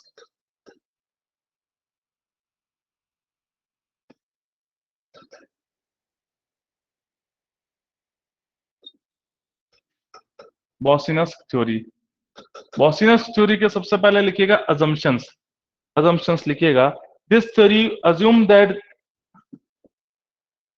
This theory assumed that the soil mass is weightless, soil mass कैसी है? weightless, comma elastic, elastic, comma isotropic and semi infinite। Semi infinite का meaning बताया था आपको, जिसका डेप्थ फाइनाइट हो but area कैसा हो? इनफाइनाइट। एक वर्ड याद रखिएगा, ये जो बॉसिनस थ्योरी होती है वो आइसोट्रोपिक सॉइल मास के लिए होती है, और जो वेस्टरगार्ड थ्योरी होती है वो एन आइसोट्रोपिक के लिए होती है। बेसिक डिफरेंस, ठीक है? बाकी सब चीजें सेम है, बस यहाँ आइसोट्रोपिक और वो एन आइसोट्रोपिक, ठीक है? अब आते हैं कि जब सिग्मा जेड कैलकुलेट करेंगे, ये क्यू, सिग्मा जेड जो हम कैलकुलेट करेंगे K B Q by Z square, ये फॉर्मूला होता है। Sigma Z is equal to K B Q by Z square. अब ये जो हमारा केबी है, केबी क्या होता है? Boussinesq constant. केबी आपका बॉसिनस कांस्टेंट, बस इसकी वैल्यू याद रखनी है आपको, 3/2 पाई 1/(1+r/z का होल स्क्वायर की पावर 5/2। ठीक है, 3/(2 पाई 1/(1+r/z का होल स्क्वायर की पावर 5/2। क्लियर हुआ? 5/2। देन और here kb is the Boussinesq constant है, बॉसिनस कांस्टेंट है। आर पता है आपको रेडियल डिस्टेंस है, और जेड क्या है आपको? डेप्थ है। ये देखिए आर क्या है सर? ये रेडियल डिस्टेंस है, ये रेडियल डिस्टेंस है, और ये जेड क्या है? ये जेड डेप्थ है, ये डेप्थ है। तो क्वेश्चन में जो रेडियल डिस्टेंस और जो डेप्थ है वो आप इसके अंदर पुट करिएगा, आर बाय जेड, यहां से क्या निकल जाएगा आपका? बॉसिनस कांस्टेंट। और ये क्यू क्या है? क्यू तो आपको पता है लोड है, जो पॉइंट लोड लग रहा है, और जेड अगेन यहाँ पे क्या है? डेप्थ है। तो ये होता है बॉसिनस इक्वेशन का फॉर्मूला, ये होता है आपका बॉसिनस इक्वेशन का फॉर्मूला, नोट करिएगा।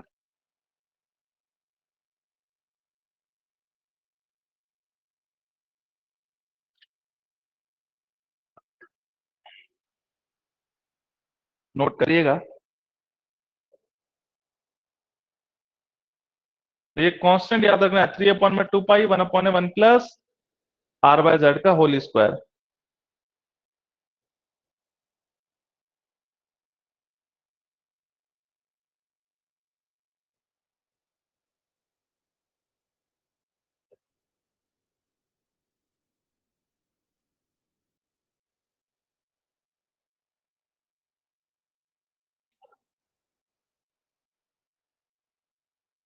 हुआ note?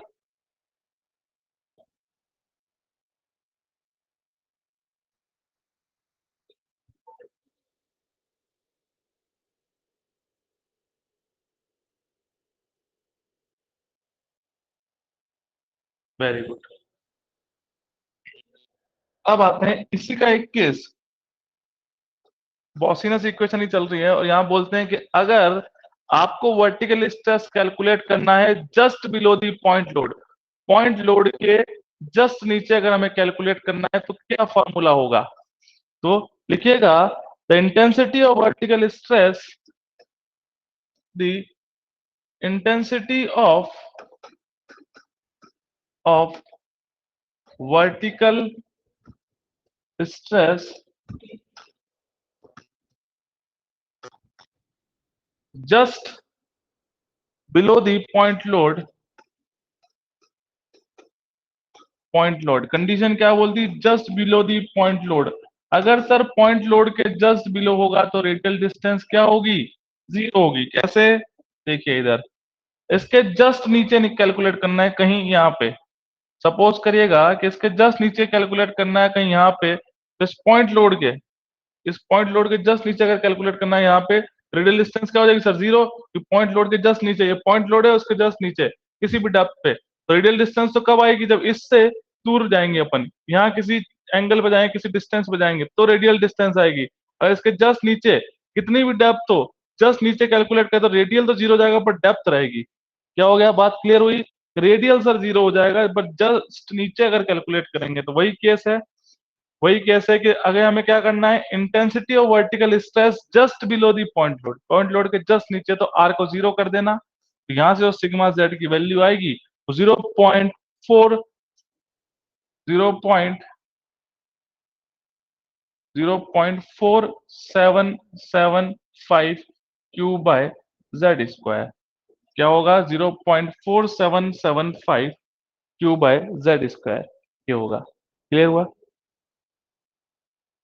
0.4775 Q by Z square, क्योंकि सर जस्ट नीचे बात करेंगे तो रेडियल डिस्टेंस क्या हो जाएगी, जीरो हो जाएगी। और उसी फॉर्मूले के अंदर, सेम पहले वाले फॉर्मूले में ही अगर आप पुट करोगे ना तो आपका आंसर आ जाएगा। किसमें, इसमें केबी के अंदर, केबी क्या था आपका, 3/2 पाई 1/(1+r/z का होल स्क्वायर की पावर 5/2। इसमें इस आर को जीरो पुट कर दो, इस आर को जीरो पुट कर दो, इस आर को जीरो पुट करते ही यहां से केबी की वैल्यू कितनी आ जाएगी, यहां से केबी की वैल्यू जो मैंने लिखा है 0.4775 आ जाएगी, क्या आ जाएगी।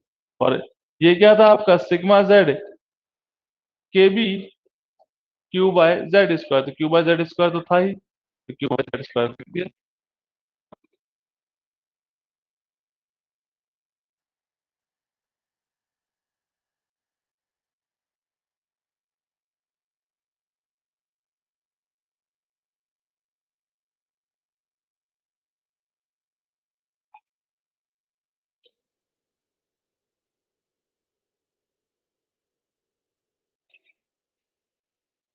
नोट किया,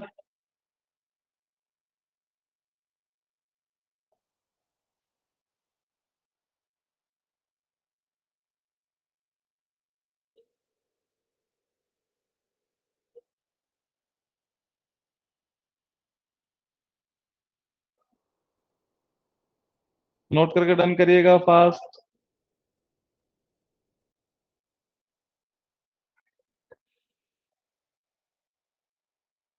गुड, अब आते हैं अपन नेक्स्ट पे। नेक्स्ट थ्योरी थ्योरी जो है, second theory which is known as Westergaard's theory.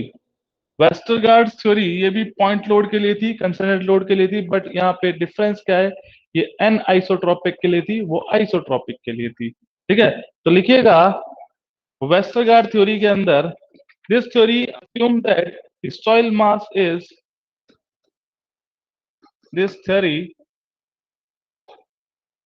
assume that the soil mass is soil mass is homogeneous homogeneous anisotropy, इसको अंडरलाइन करिएगा, anisotropy,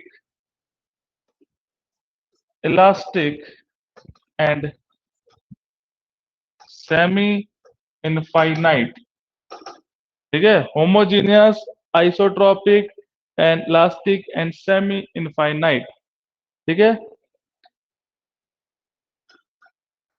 अब यहां पे लिखिएगा कि sigma Z is equal to K W Q by Z square. K W क्या है यहाँ पे, वेस्टरगार्ड कांस्टेंट।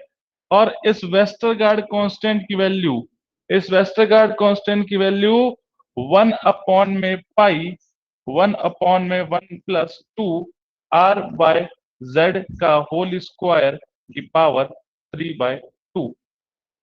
ये होता है इस वेस्टरगार्ड कांस्टेंट की value. K W is the Westergaard वेस्टरगार्ड्स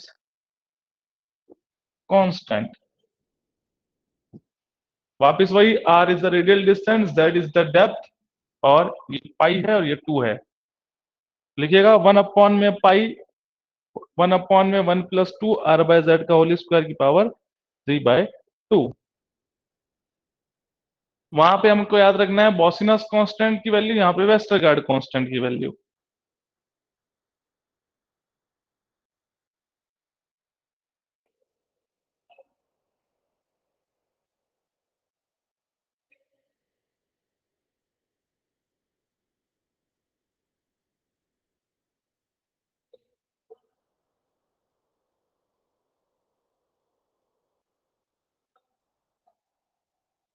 हो गया, वेरी गुड। अब आते हैं next, to calculate vertical stress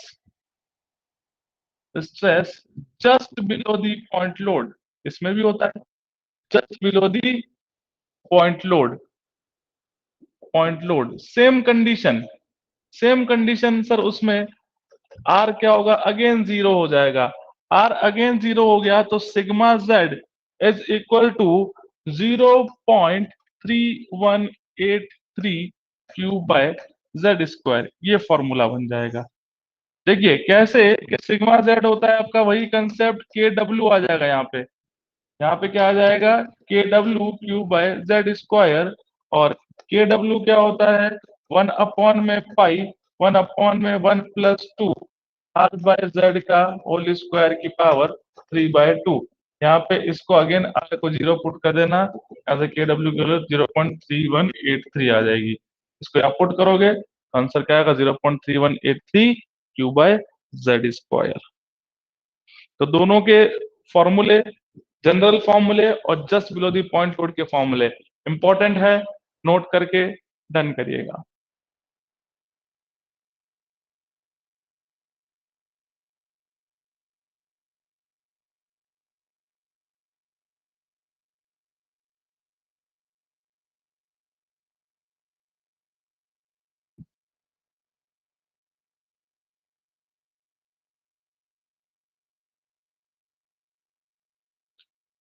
वहां पे क्या था, 0.4775 क्यू बाय जेड स्क्वायर, यहाँ पे 0.3183 Q by Z square.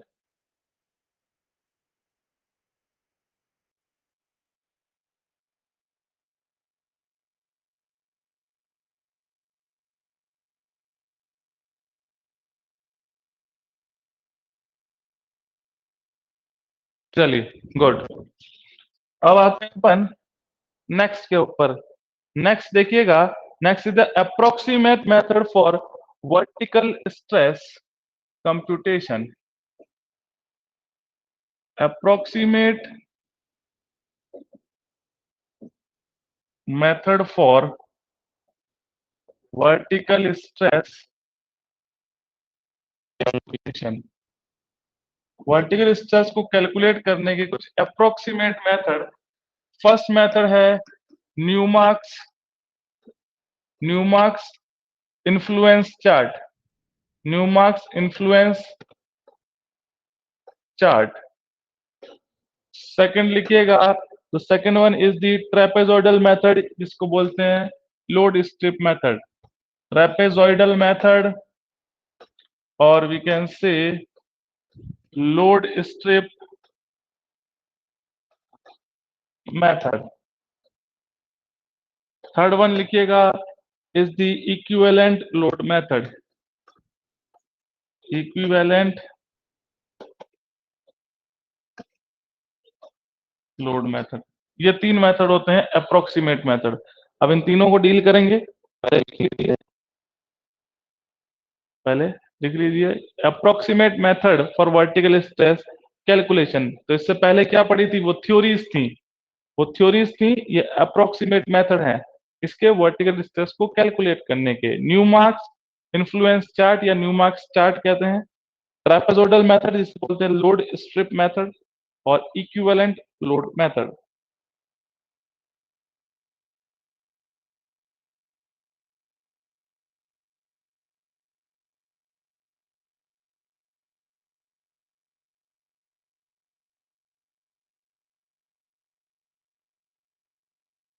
Good. First लिखिएगा, फर्स्ट मेथड लिखिएगा न्यूमार्क्स चार्ट या न्यूमार्क्स इन्फ्लुएंस चार्ट। इसके कुछ पॉइंट्स लिखिएगा कि किसके लिए एप्लीकेबल था। Semi infinite, isotropic, elastic and homogeneous soil मास। तो आइसोट्रोपिक अगर बोल दिया, आइसोट्रोपिक का मीनिंग कौन सी थ्योरी को फॉलो करेगा, फॉलो करेगा बॉसिनस थ्योरी को फॉलो करेगा। ठीक है, क्योंकि आइसोट्रोपिक किसने माना था, बॉसिनस थ्योरी ने माना था। This method is applicable to, method is applicable to semi infinite, semi infinite, isotropic, elastic and homogeneous soil mass। ठीक है, it is based upon, it is based on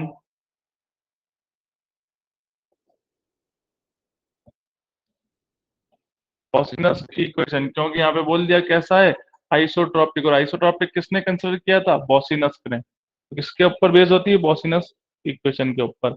इसमें क्या करते हैं कि नंबर ऑफ कॉन्सेंट्रिक सर्किल और radial line draw करते हैं।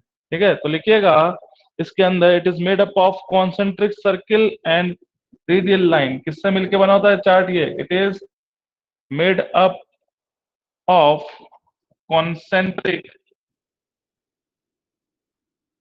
Circles and radial line, radial lines से मिलके बना होता है।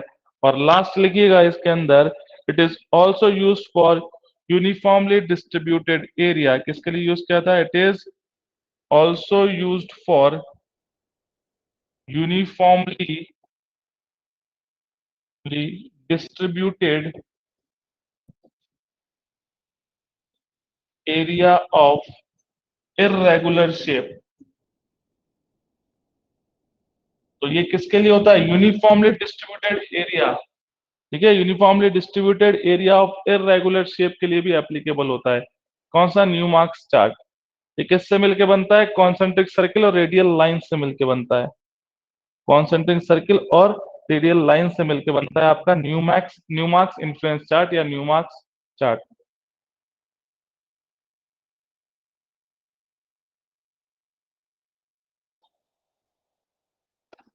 न्यूमार्क्स चार्ट।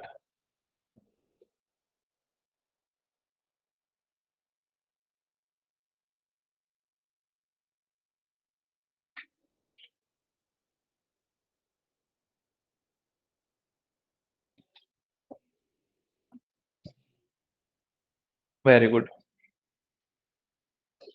आई होता है इसके अंदर इन्फ्लुएंस फैक्टर। इस पे क्वेश्चन आता है गेट में, इन्फ्लुएंस फैक्टर, याद रखिएगा, इस पे गेट पे क्वेश्चन आता है। ये होता है 1 अपॉन में m क्रॉस n, जो होता है 1 अपॉन में m क्रॉस n। और यहाँ पे m होता है concentric circle, m is the number of concentric circle, number of concentric circles. And ये n होता है number of radial line, radial line. कितना लेते हैं, m की वैल्यू 10 और n की वैल्यू 20 लेते हैं। तो ये क्या हो जाएगा, इन जनरल की बात है। ये किस केस में लेते हैं, in general condition, in general condition, in general condition में ये लेते हैं। तो 1 अपॉन में m और ये n, तो 1 अपॉन में 200, ये 0.005, यही होगा 0.5, और ये 20 0.005 होगा। कैसा दिखता है, जैसा टिम्बर का क्रॉस सेक्शन होता है, टिम्बर अपन ने पढ़ा है बीएमसी के अंदर, उसका क्रॉस सेक्शन होता है, बस उसी तरह से कॉन्सेंट्रिक सर्किल और ये है radial line. This is called concentric, मतलब एक के अंदर एक सर्किल, कॉन्सेंट्रिक सर्किल का मतलब होता है एक सर्किल के अंदर दूसरा circle. Concentric circle, this is called radial line, यह रेडियल लाइन।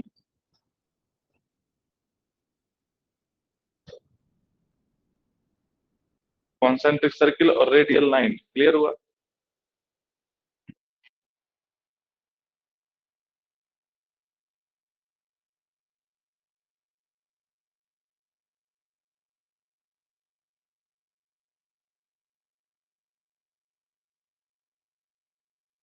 ये होता है आपका न्यूमार्क्स इन्फ्लुएंस। ड्रॉ करने का तरीका है। स्ट्रेस अगर निकालना है तो वही फॉर्मूला यूज करते हैं, बॉसिनेस वाला, के बी क्यू बाय स्क्वायर वाला, बस ये ड्रॉ करते हैं। क्लियर? इसको बोलते हैं लोड स्ट्रिप मेथड पे। Next one is the trapezoidal method पे या लोड स्ट्रिप मेथड पे। इसमें देखिएगा फॉर्मूला होता है different different shapes of thing के लिए, रेक्टेंगुलर के लिए, स्क्वायर के लिए, स्ट्रैप के लिए। इस पे भी आता है आपका न्यूमेरिकल इन गेट। ठीक है? तो for rectangular shaped footing, footing rectangular shape footing है, रेक्टेंगुलर शेप फुटिंग है, तो सिग्मा जेड का फॉर्मूला, सिग्मा जेड का formula Q B into L upon में B plus two N Z, पहले वाला टू है, ठीक है, और L plus two N Z, ये फॉर्मूला है। Q is equal Q B into L divided by B plus two N Z और L plus two N Z. अब देखिएगा क्या होता है ये, अब देखिएगा क्या होता है ये एक ग्राउंड लेवल है और इस ग्राउंड लेवल के ऊपर रेक्टेंगुलर शेप फुटिंग है। यहाँ पे एक कांस्टेंट लोड लग रहा है क्यू किलो न्यूटन पर मीटर स्क्वायर। इस क्यू किलो न्यूटन पर मीटर स्क्वायर के लोड लगने पे क्या हो रहा है कि सर एक सर्टेन डेप्थ के ऊपर, एक सर्टेन डेप्थ के ऊपर ये लोड कैसे ट्रांसमिट करता है, ट्रेपेजोइडल शेप में करता है फुटिंग, ये तो आपको पता ही है। तो ये जो हो गया, this is the width of the footing, ये उसकी विड्थ हो गई। ऐसे अंदर प्रोपोगेट कर रहा है, ये आगे तक जा रहा है, ठीक है, आगे दूसरे डायग्राम में मैं दिखा दूंगा। ये विड्थ हो गई फुटिंग की, और ये हो गई आपकी डेप्थ ऑफ फुटिंग, ये हो गई सर जेड डेप्थ, ये हो गई हमारी डेप्थ। क्लियर हुआ? और ये हो गया स्लोप, स्लोप 1/n स्लोप हो गया, ये हो गया स्लोप। तो ये क्या बन गया, ये तो हो गया सर बी, और ये कितना हो गया N Z, slope into depth, ये भी स्लोप इंटू डेप्थ। तो टोटल क्या बोल सकते हैं, B plus two N Z, N Z और एन जेड कितना हो गया, टू एन जेड। क्लियर हुआ? तो ये देखो, ये B is the width of the footing, Z is the depth. तो ये बी हो गया फुटिंग का यहाँ पे बी, और ये एन जेड और एन जेड, एन क्या है slope 1/n, horizontal bye vertical 1/n, Z is the depth. अगर इसका एक और मैं आपको डायग्राम दिखाऊं तो देखिएगा किस तरह से दिखेगा। ये एक स्मॉल डायग्राम, ये आपकी देखना, यहाँ पे आपको समझ में आएगा अगेन कुछ चीजें। सर ये क्या है, पी है, ये है पी है, तो टोटल क्या लिख दिया B plus two N Z. इसी तरह से ये हमें क्या दिखा क्रॉस सेक्शन, और ये मैंने थोड़ा सा आपको साइड व्यू दिखाया। ये एल है, रेक्टेंगुलर है, एक विड्थ और लेंथ भी होती है रेक्टेंगल के अंदर। यहाँ से हमने क्या लिखा L plus two N Z, ये नीचे वाला portion L plus two N Z है। तो यहाँ पे कांस्टेंट लोड लग रहा है, यहाँ पे कांस्टेंट लोड लग रहा है क्लियर हुआ? विजुअलाइज कर पाए आप? विजुअलाइज कर पाए? तो ये Q क्या है सर, ये लोड है। B इंटू एल क्या है, इसका टॉप वाला एरिया B इंटू एल, और नीचे B plus two N Z bottom वाला एरिया, बॉटम भी रेक्टेंगल है तो B इंटू एल। क्लियर हुआ? बताओ।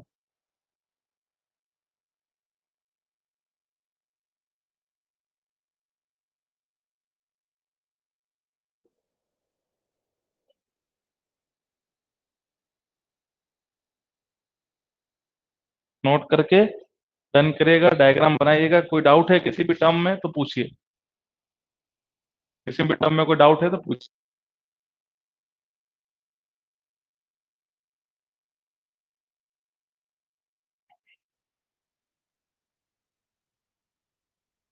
Done, very good. अब आइए, इसी तरह से अब क्या हो, शेप चेंज हो गया। For square shape footing, square shape footing के लिए फॉर्मूला क्या रहेगा, सिग्मा जेड का स्क्वायर में sir B is equal to L हो जाता है, भाई स्क्वायर है तो विड्थ और लेंथ एक ही हो जाती है। तो क्यू, तो जहां पे बी एल था वहां पे हमने बी कर दिया था क्यू इंटू बी स्क्वायर, और ये B plus two N Z, L को भी क्या कर दिया बी, क्योंकि बी बराबर एल है, तो ये B plus two N Z का होल स्क्वायर। यही होता है, क्योंकि स्क्वायर की बात कर रहे हैं, स्क्वायर के अंदर यही बी हो गया और लेंथ भी आपका बी ही हो गया, दोनों बी हो गया। ठीक है, उसमें तो एक बी होता है और एक एल होता है, रेक्टेंगुलर शेप है, ये स्क्वायर शेप है, तो क्यू उसी फॉर्मूले के अंदर क्या कर दो, उसी फॉर्मूले के अंदर एल को बी कर दो, बी इंटू बी तो बी स्क्वायर, तो क्या लिख दिया हमने यहाँ पे क्यू इंटू बी स्क्वायर। ठीक है, फिर देखिएगा B plus two N Z, L को बी कर दिया B plus two N Z और B plus two N Z square कर दो, हमने कर दिया B plus two N Z का फुल स्क्वायर। थर्ड लिखिएगा for strip footing, strip footing की अगर बात करें तो हम बता चुके हैं जिसके अंदर आपकी length is greater than it's width, कुछ इस तरह की, जिसमें सर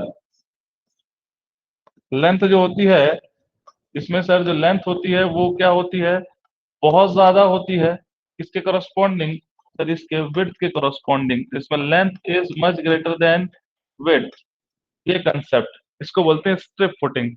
इसके अंदर फॉर्मूला क्या होगा, सिग्मा जेड का वही सेम रेक्टेंगल वाले होगी सर, इसमें बी और इसमें भी एल है, तो Q B into L divided by B plus two N Z into L plus two N Z, same formula. क्योंकि सर रीजन क्या है समझ में आ गया, सर इसमें भी विड्थ और लेंथ आ रही है, विड्थ और एंड मतलब रेक्टेंगल शेप की फुटिंग होगी, उसी का ही सेम फॉर्मूला इसमें भी यूज होता है स्ट्रिप शेप ऑफ फुटिंग के लिए।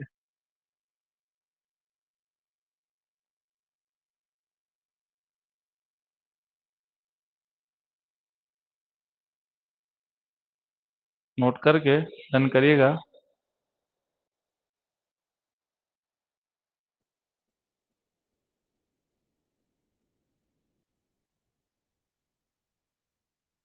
Very good. लास्ट आते हैं इक्विवेलेंट लोड मेथड के ऊपर, लास्ट आते हैं अपन, थर्ड जो था वो था इक्विवेलेंट, इक्विवेलेंट लोड मेथड। इसमें क्या होता है कि टोटल एरिया को नंबर ऑफ सेक्शंस में डिवाइड कर देते हैं और हर सेक्शन के करस्पॉन्डिंग हम इफेक्टिव स्ट्रेस निकालते हैं। डायग्राम देखिएगा, पहले पहले डायग्राम देखिएगा कि ये हमारा एरिया है और इस एरिया पे हमें क्या निकालना है, सर इफेक्टिव स्ट्रेस निकालना है, किस पॉइंट पे, सर पॉइंट ये पी पॉइंट पे, जो कि क्या है, ये पी पॉइंट है, ये पी पॉइंट है जो कहाँ से, ग्राउंड से जेड डिस्टेंस पर है, इस पे हमें क्या निकालना है, इस पी पॉइंट पे सिग्मा जेड निकालना है, इफेक्टिव स्ट्रेस निकालना है। नंबर ऑफ, वो टोटल एरिया को नंबर ऑफ पार्ट में डिवाइड कर दिया, ये हो गया फर्स्ट, ये हो गया सेकंड, ये हो गया थर्ड और ये हो गया फोर्थ, चार पार्ट में, और हर एक पार्ट पे क्या लगा दिया, लोड लगा दिया, यहाँ पे क्यू, यहाँ पे भी क्यू, यहाँ पे क्यू और यहाँ पे भी क्यू, हर पार्ट पे क्या लगा दिया हमने, लोड लगा दिया, वन पे तो क्यू वन, सेकेंड पे क्यू टू, थर्ड पे क्यू थ्री और फोर्थ पे क्यू फोर। यहाँ से इन्हें कनेक्ट किया हमने किससे, इस पी पॉइंट से, इसको कनेक्ट किया इस पी पॉइंट से, इसको कनेक्ट किया पी पॉइंट से, इसको भी कनेक्ट किया पी पॉइंट से, इसको कनेक्ट किया तो ये क्या होगी, ये होगी आपकी radial distance R one R two R three, ये क्या होगी आपकी रेडियल डिस्टेंस, ये हो गई आर वन, ये हो गई आर टू, ये हो गई आर थ्री और ये हो गई आर फोर। ठीक है, ये हो गई आपकी आर फोर। तो क्या फॉर्मूला होगा सिग्मा जेड का, सिग्मा जेड का फॉर्मूला जो होगा K B one Q one plus K B two Q two plus K B three Q three plus K B four Q four. ठीक है, ये ऐसे ही जितना भी सेक्शंस होंगे उनको सम करते चले जाएंगे एंड सो ऑन। ठीक है, तो अलग अलग रेडियल डिस्टेंस तो अलग अलग के बी की वैल्यू आएगी, लोड अलग अलग तो लोड की वैल्यू भी अलग आएगी, तो इसको बोलते हैं इक्विवेलेंट लोड मेथड, क्या बोलते हैं, इक्विवेलेंट लोड मेथड। ये था आपका last approximate method for calculating the vertical stress. ये लास्ट अप्रोक्सीमेट मेथड था to calculating the vertical stress.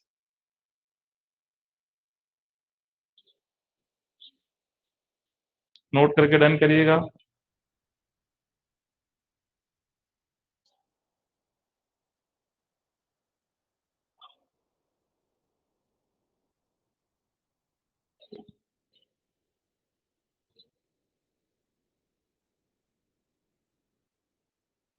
चलिए, लास्ट इसका अगर टॉपिक बात करें तो वो होता है आइसोबार,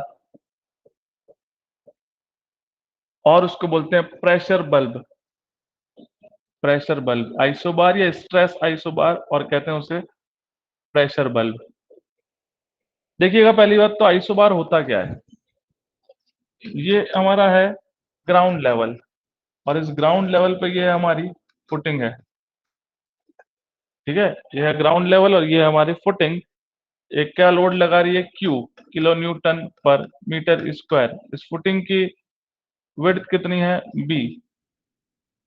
तो vertical stress with respect to depth को जो लाइन ज्वाइन करती है उसे हम कहते हैं आइसोबार। ये क्या है, ये आइसोबार्स हैं, आइसोबार है ये सारी। ये vertical stress with respect to depth को जो पॉइंट जॉइन करती है उसे बोलते हैं आइसोबार। और ये कैसा बल्ब लाइक स्ट्रक्चर, इसलिए इसको प्रेशर बल्ब भी कहते हैं।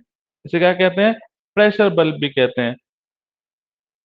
Z is equal to 1.5 of B. यहाँ पे मैं लिख रहा हूं कि जिस डेप्थ पे, जब डेप्थ आपकी 1.5 of the width of footing हो जाएगी तो इफेक्टिव स्ट्रेस की टर्म जीरो कर देंगे, मतलब इफेक्टिव स्ट्रेस नेग्लिजिबल होगा। या फिर टोटल जो लोड लग रहा है, टोटल जो स्ट्रेस लग रहा है उसका 0.2 क्यू हो जाए, तो उस पॉइंट पे भी हम क्या कर देंगे कि इसका इफेक्ट जो है वो नेग्लेक्ट कर देंगे। तो वर्टिकल स्ट्रेस कहाँ तक आएगा सर, जब डेप्थ 1.5 ऑफ इट्स विड्थ से ज्यादा होगी तो नहीं आएगा। दूसरा, कि जब स्ट्रेस जो लग रहा है वो 0.2 हो जाए तो उसके बाद भी इसका वर्टिकल स्ट्रेस का कंसेप्ट नहीं देखा जाएगा, उसके ऊपर सॉइल पे नहीं आएगा वर्टिकल स्ट्रेस। ये 0.2 क्यू और 1.5 बी।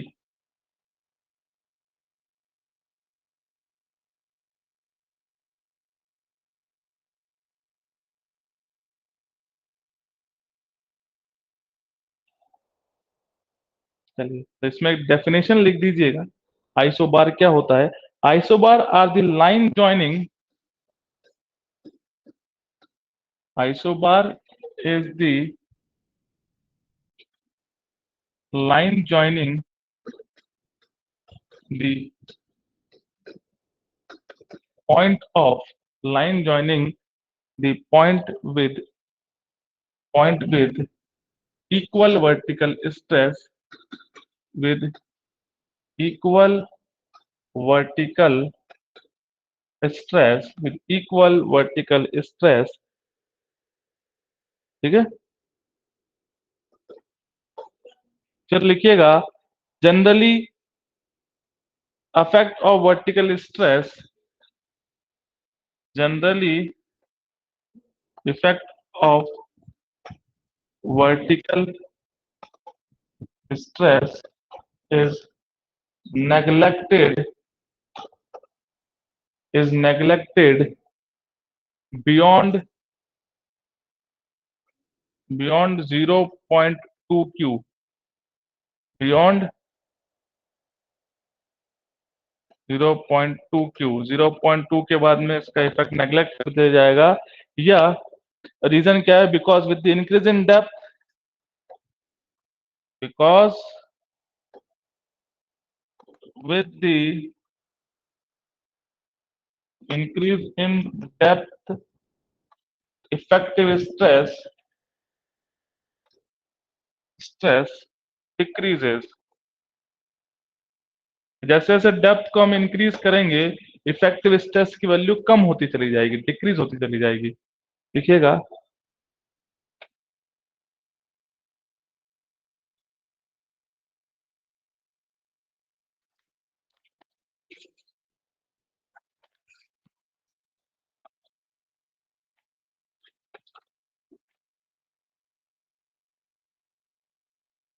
ठीक है, क्या बोल रहे हैं कि आइसोबार जो क्या है, वर्टिकल स्ट्रेस के पॉइंट को ज्वाइन करने वाली लाइन, उसे बोलते हैं isobar with respect to depth. और इसका इफेक्ट कब नेग्लेक्ट किया जाएगा, या तो उसकी width 1.5 times of its width of footing से ज्यादा हो जाए, या फिर जो स्ट्रेस लग रहा था उसको कितना रह जाए, 0.2 क्यू रह जाए, तो उसको हम क्या करेंगे, नेग्लेक्ट कर देंगे। मतलब 20% ऑफ इट्स अप्लाइड स्ट्रेस, जो क्यू लग रहा था उसको 20% हो जाए। Because with the increase in depth, जब डेप्थ इंक्रीज होगी तो वर्टिकल स्ट्रेस की वैल्यू कम होती चली जाती है। डेप्थ के बढ़ने के साथ साथ वर्टिकल स्ट्रेस क्या होगा, कम होगा। कैसे बोल दिया, ये कैसे बोल दिया, अगर गॉसियन और वेस्टरगार्ड थ्योरी तेरे को, तो क्यू अपॉन में जेड स्क्वायर, तो इनवर्स रिलेशन है सिग्मा का, क्यू बाई जेड स्क्वायर। तो जेड कैसा है, सिग्मा इसका 1 अपॉन में जेड स्क्वायर। डेप्थ बढ़ेगी तो वर्टिकल स्ट्रेस क्या होगा सर, कम होगा। डेप्थ बढ़ेगी तो वर्टिकल स्ट्रेस क्या होगा, कम होगा। क्लियर हुआ, बताइए।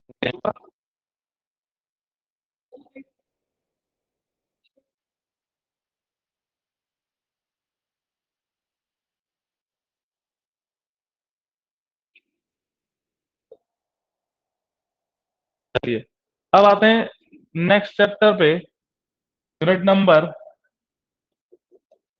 10, shear strength of soil, shear strength of soil। shear strength क्या होती है, shear strength होती है वो स्ट्रेंथ जो shear स्ट्रेस या shear डिफॉर्मेशन को क्या कर सके, रेजिस्ट कर सके, उस स्ट्रेंथ को कहेंगे shear स्ट्रेंथ। क्लियर हुआ, उस स्ट्रेंथ को कहेंगे shear स्ट्रेंथ। लो लिखिएगा, shear strength of a soil is the shear strength of a soil is the capacity capacity to capacity of the soil to resist shear force, shear deformation, to resist the shear force बोल सकते हो, या shear stress, shear stress और shear deformation। shear stress, shear force के कारण जो shear stresses लग रहे हैं उनको रेजिस्ट कर सके, और shear deformation से रेजिस्ट कर सके, उसे बोलते हैं shear strength of soil, उसे बोलते हैं shear strength of soil। Note करिएगा।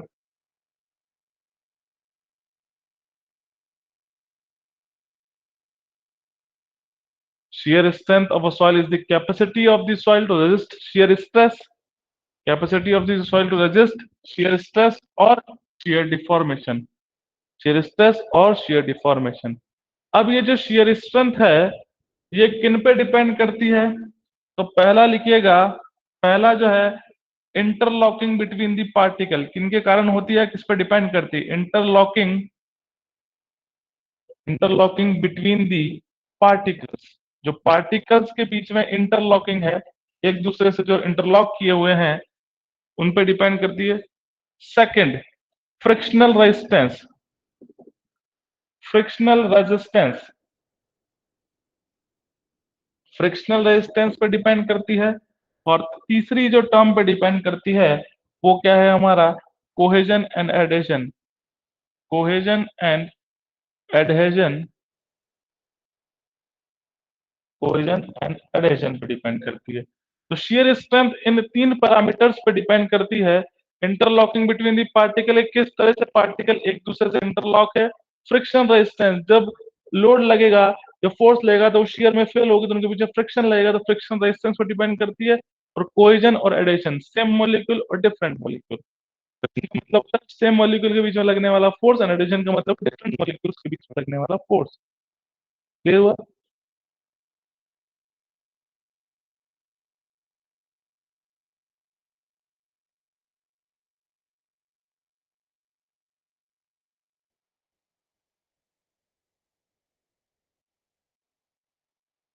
चलिए, फिर आते हैं कि सर दो टाइप की सॉइल है। फर्स्ट तो है हमारी fine grain soil, fine grain soil है, और another one is the course grain soil है।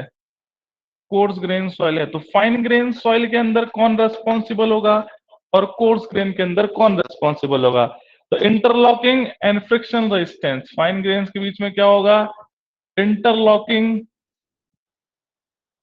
And frictional resistance. कौन रेस्पॉन्सिबल होगा? Interlocking and frictional resistance.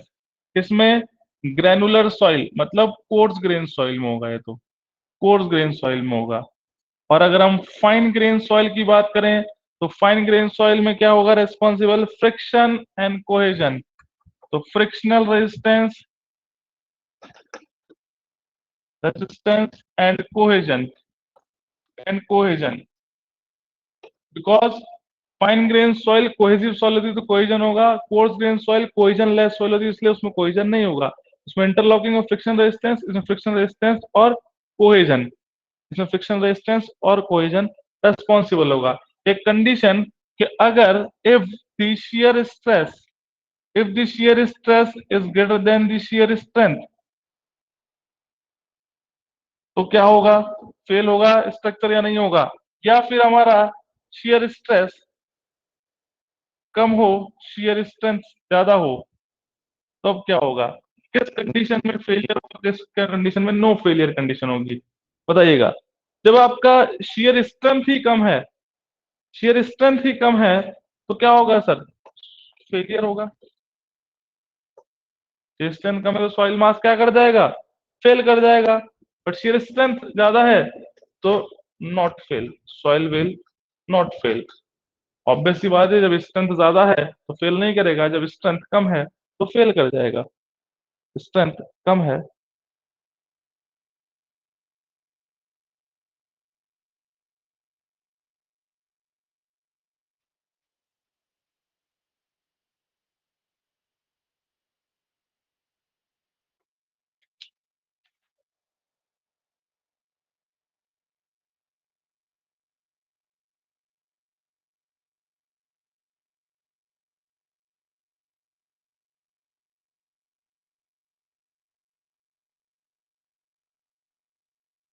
Note हुआ?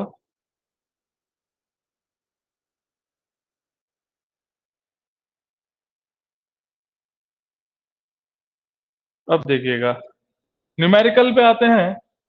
तो sigma one is equal to sigma three 10 square 45 plus 5/2 plus 2c10 45 plus 5/2। ये formula बड़ा important है, ये फॉर्मूला बड़ा इंपॉर्टेंट है।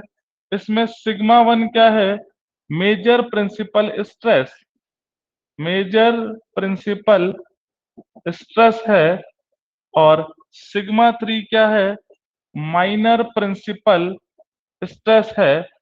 Phi is the angle of internal friction, internal friction and C is the cohesion, C is the cohesion. तो ध्यान दीजिएगा कि अगर सॉइल कैसी है, कोर्स ग्रेन सॉइल है, कोर्स ग्रेन सॉइल है, और एक सॉइल कौन सी होती है सर? फाइन ग्रेन सॉइल होती है। कोर्स ग्रेन सॉइल में कोहेजन की वैल्यू क्या होगी? जीरो सर, कोर्स ग्रेन तो कोहेजन लेस होती है। फाई एग्जिस्ट करता है, फाई एग्जिस्ट करता है। बट फाइन ग्रेन की बात करें तो कोहेजन एग्जिस्ट करेगा, कोहेजन एग्जिस्ट करेगा। तो याद रखिएगा, ये बड़े इंपॉर्टेंट टर्मिनोलॉजी है जब आप न्यूमेरिकल सॉल्व करोगे। कोहेजन लेस सॉइल है मतलब कोर्स ग्रेन सॉइल में तो कोहेजन जीरो होगा। फाइन ग्रेन सॉइल मतलब कोहेसिव सॉइल, कोहेसिव सॉइल में कोहेजन एग्जिस्ट करेगा, बट उसमें फाई एग्जिस्ट करेगा, एंगल ऑफ इंटरनल फ्रिक्शन, इसमें एंगल ऑफ इंटरनल फ्रिक्शन की वैल्यू जीरो होगी। इस बात का याद रखिएगा। तो मेजर और माइनर प्रिंसिपल स्ट्रेस को कैलकुलेट करने के लिए हम इस फॉर्मूले का यूज कर सकते हैं, इस फॉर्मूले का यूज कर सकते हैं।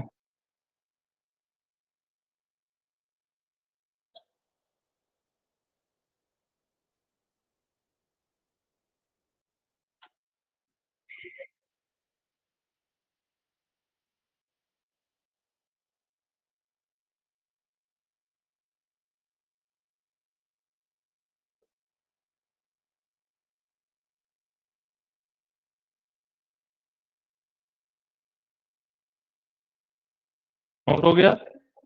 इंपॉर्टेंट है आपका गेट के जब क्वेश्चन सॉल्व करेंगे इस फॉर्मूला। अब आते हैं एक और टर्म पे, थीटा सी के फॉर्मूले पे। 45 प्लस 5/2 होता है। अब यहाँ देखिएगा कि सर थीटा सी क्या है? थीटा सी सर क्रिटिकल फेलियर प्लेन का एंगल है जहां से सॉइल मास शियर में फेल करेगी।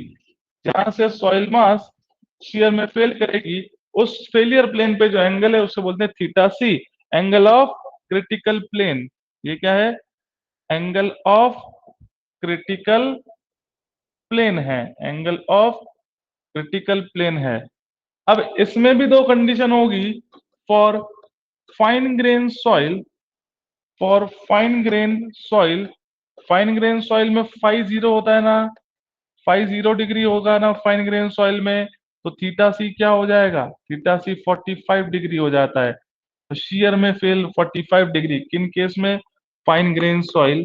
और अगर हम बात करें कोर्स ग्रेन सॉइल की, कोर्स ग्रेन सॉइल में तो इसमें 50 नहीं होगा। फाइव क्या हो जाएगा? इसमें बीटा मैक्स हो जाता है। इसमें फाइव क्या हो जाता है? Beta max. तो थीटा सी क्या हो जाएगा? 45 plus beta max divided by 2। Beta max क्या है सर? ये बीटा मैक्स होता है मैक्सिमम एंगल ऑफ ऑब्लिक्विटी।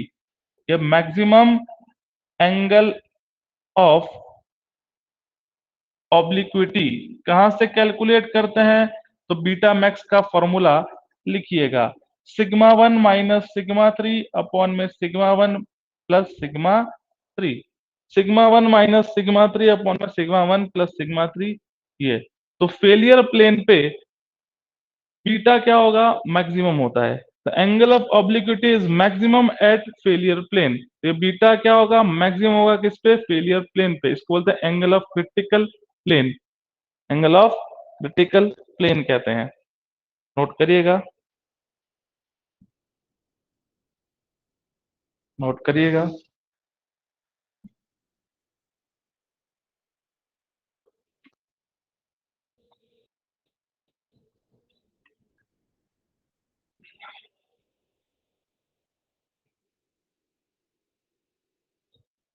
ये बड़े इंपॉर्टेंट टर्म्स हैं जो न्यूमेरिकल के लिए बड़े यूजफुल रहेंगे। जब आप न्यूमेरिकल सॉल्व करोगे तो इनको समझ लेना जो मैं बता रहा हूँ।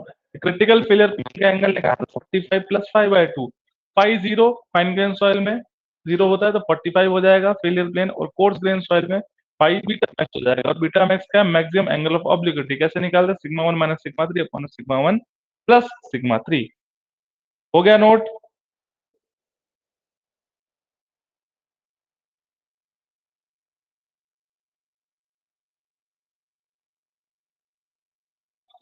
Very good. लास्ट टॉपिक इस आज लेक्चर का देख लीजिए, चैप्टर अभी बचा है। इस चैप्टर का नहीं, इस आज इस दिन का लास्ट टॉपिक है Mohr's, Mohr's Coulomb's theory. Mohr's Coulomb's theory ये क्या होती है? S is equal to C plus sigma N tan phi. S is equal to C plus sigma N tan phi. S is the shear strength. S क्या है? shear strength. C क्या है आपका? Cohesion. N is the sigma N is the normal stress, stress. और phi is the angle of internal friction, angle of internal friction. shear strength of soil, cohesion, normal stress, angle of internal friction. तो S is equals to C plus sigma n phi। S equals to, हाँ sir, are you not going to take numerical? Sir numerical का scene ऐसा है कि आप बताइए अगर करना है, क्योंकि आपकी स्ट्रेंथ ही नहीं आती। आप चार पांच बच्चे आते हो, क्लास में स्ट्रेंथ तो होनी चाहिए।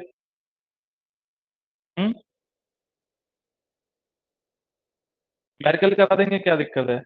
स्ट्रेंथ तो आया आपकी। कितना रजिस्टर्ड स्टूडेंट हो आप? कितने स्टूडेंट सब रजिस्टर्ड?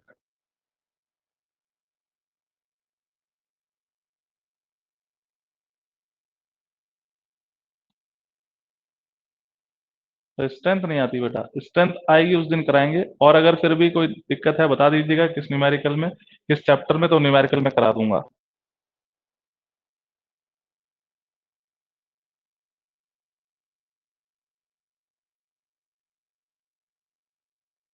ठीक है, टॉपिक समझा रहा हूँ, इन पे न्यूमेरिकल्स हैं आपके प्रीवियस ईयर, वो करिएगा। कहीं डाउट आता है तो मेरा नंबर आपके पास है, आप मुझे व्हाट्सअप कर दीजिएगा स्क्रीनशॉट उसका, मैं अगले दिन क्लास में आपको सॉल्व करवा दूंगा। ठीक है, क्लियर हुआ?